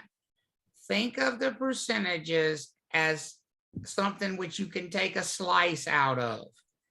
If that whole transaction represents 100%, and we pull a 5% slice out, what is the remaining percentage of the pie? What is the seller left to work with? 95. 95%. And that's what you're going to use in your math down here, folks. Every time on a question like this, you are going to take that number that you just came up with when you added everything together, and you're going to divide it by the remaining share. So if they said the commission was 6%, what number would you be dividing by? 94%. 94. If they said the commission was 8%, what number would you be dividing by? 92. 92%, right? So you're going to add the numbers together and divide by the remaining percentage, and that will give you what you need to sell that property for. So ultimately, how much does Thomas need to sell the property for? $229,000. $229,000 and some change. Just say, Yeah. you know, if we were advising him, we'd probably be like, you need to sell this for at least $230,000, something like that. Yep. So I want you to do, you got one right here to do. It says Tyrus is selling his home and needs to net $75,000 on the sale after all expenses are paid. He must pay off his mortgage loan of $185,000, as well as $400 in other closing costs and $2,800 in outstanding property taxes. He's agreed to compensate his listing firm with 6% of the gross sales price. For what price should Tyrus sell the property to meet his needs? So I want y'all to take a second. I want you to work on that.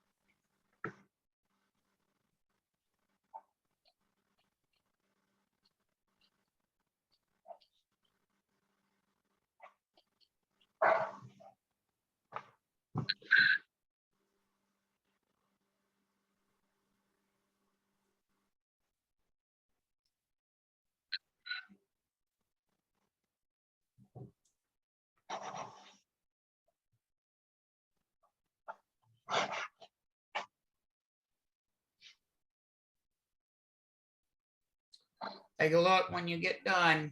See what you think. Got it. Yep, got it. Yep. $280,000. Now, Hilda, my guess is you multiplied times 94%. I haven't checked the math there, but my guess is you multiplied. It's division in this case. It's not multiplication. You're dividing by that remaining share. So you probably did everything right until you just did the multiplication instead of division. Think of it this way, you're working backwards. Multiplication is going forward. You want to put the process in reverse, so you want to back into this number. $280,000 is what we need to sell that property for. Everybody okay with that? Yes. Okay, that's called a seller net question. And you will see that on your math worksheet as well. Last type of commission math, and I will tell you, this question in particular, do not even attempt this kind of a question until you have mastered everything else about commission math. One of the things with the math in this class, folks, is to recognize that some of it is relatively straightforward, and then there's a couple sprinkled in that truly are advanced math questions. You don't need to get all the math questions right. Don't spend time beating your head against the wall on the truly advanced math questions until you've absolutely gotten the other ones nailed. Does that make sense for everybody? It's still 1 point per question. They all count the same, number one. And number two, what ends up happening is if you spend all your time beating your head against the wall with the advanced questions, you don't really learn the straightforward ones that you could get right easily. So I'm telling you, this next thing that we're going to talk about, commissions with multiple rates, is a little bit of an advanced sort of thinking math question. You might see one, you might not. And that's another reason why I say, don't spend so much time on the advanced math questions, because you don't know for sure that you're going to see one. I know for sure you're going to see a seller net question that we just did. I know for sure you're going to see a commission split question that we did a few minutes ago. This one, I think there's a 25% chance, a 1 in 4 chance you may see one on your test.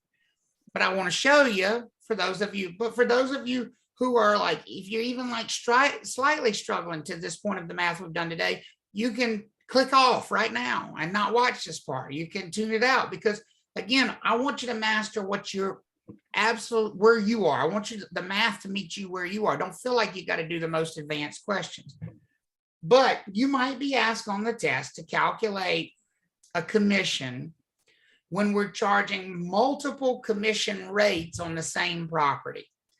We're basically taking the purchase price and we're breaking it down into segments, and we're saying, okay, for the first couple $100,000 of the purchase price, you're getting paid this percentage.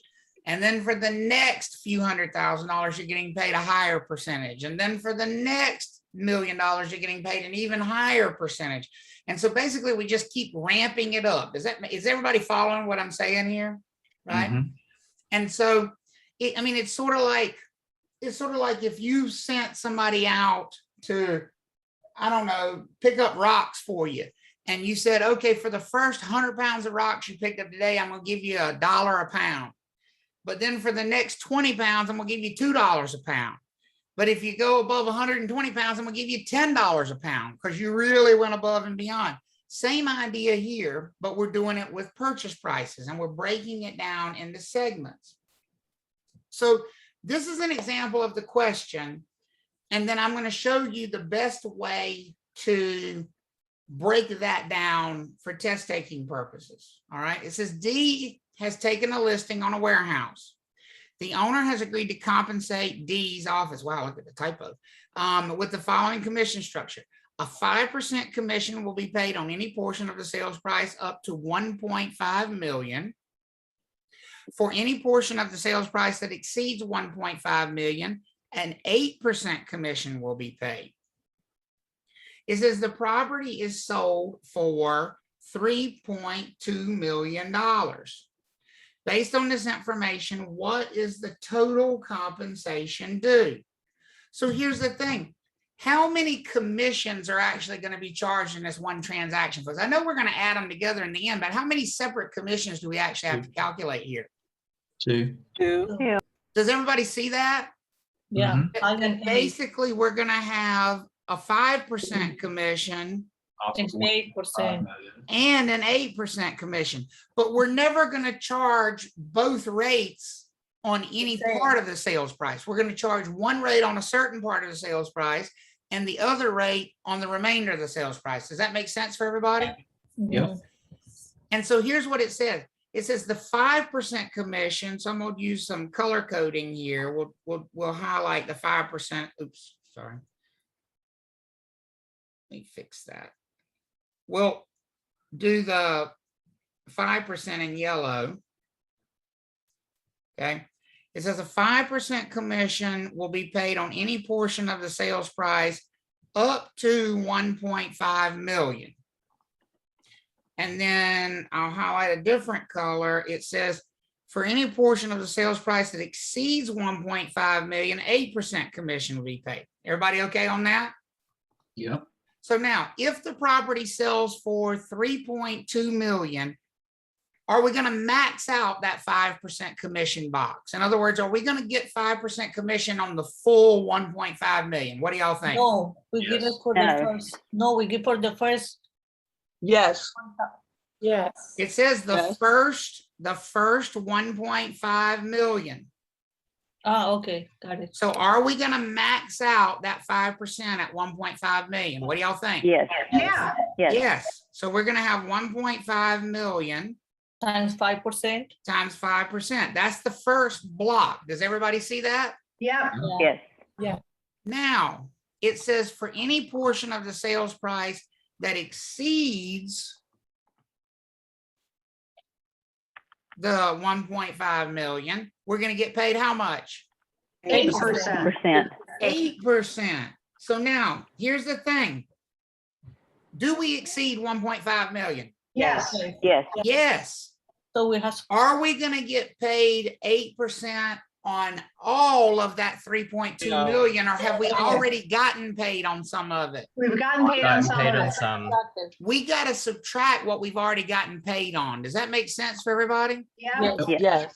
So off to the side here, I've got to say, okay, well, 3,200,000 minus the 1.5 million, 1.7. because I already got paid on this, right? Right.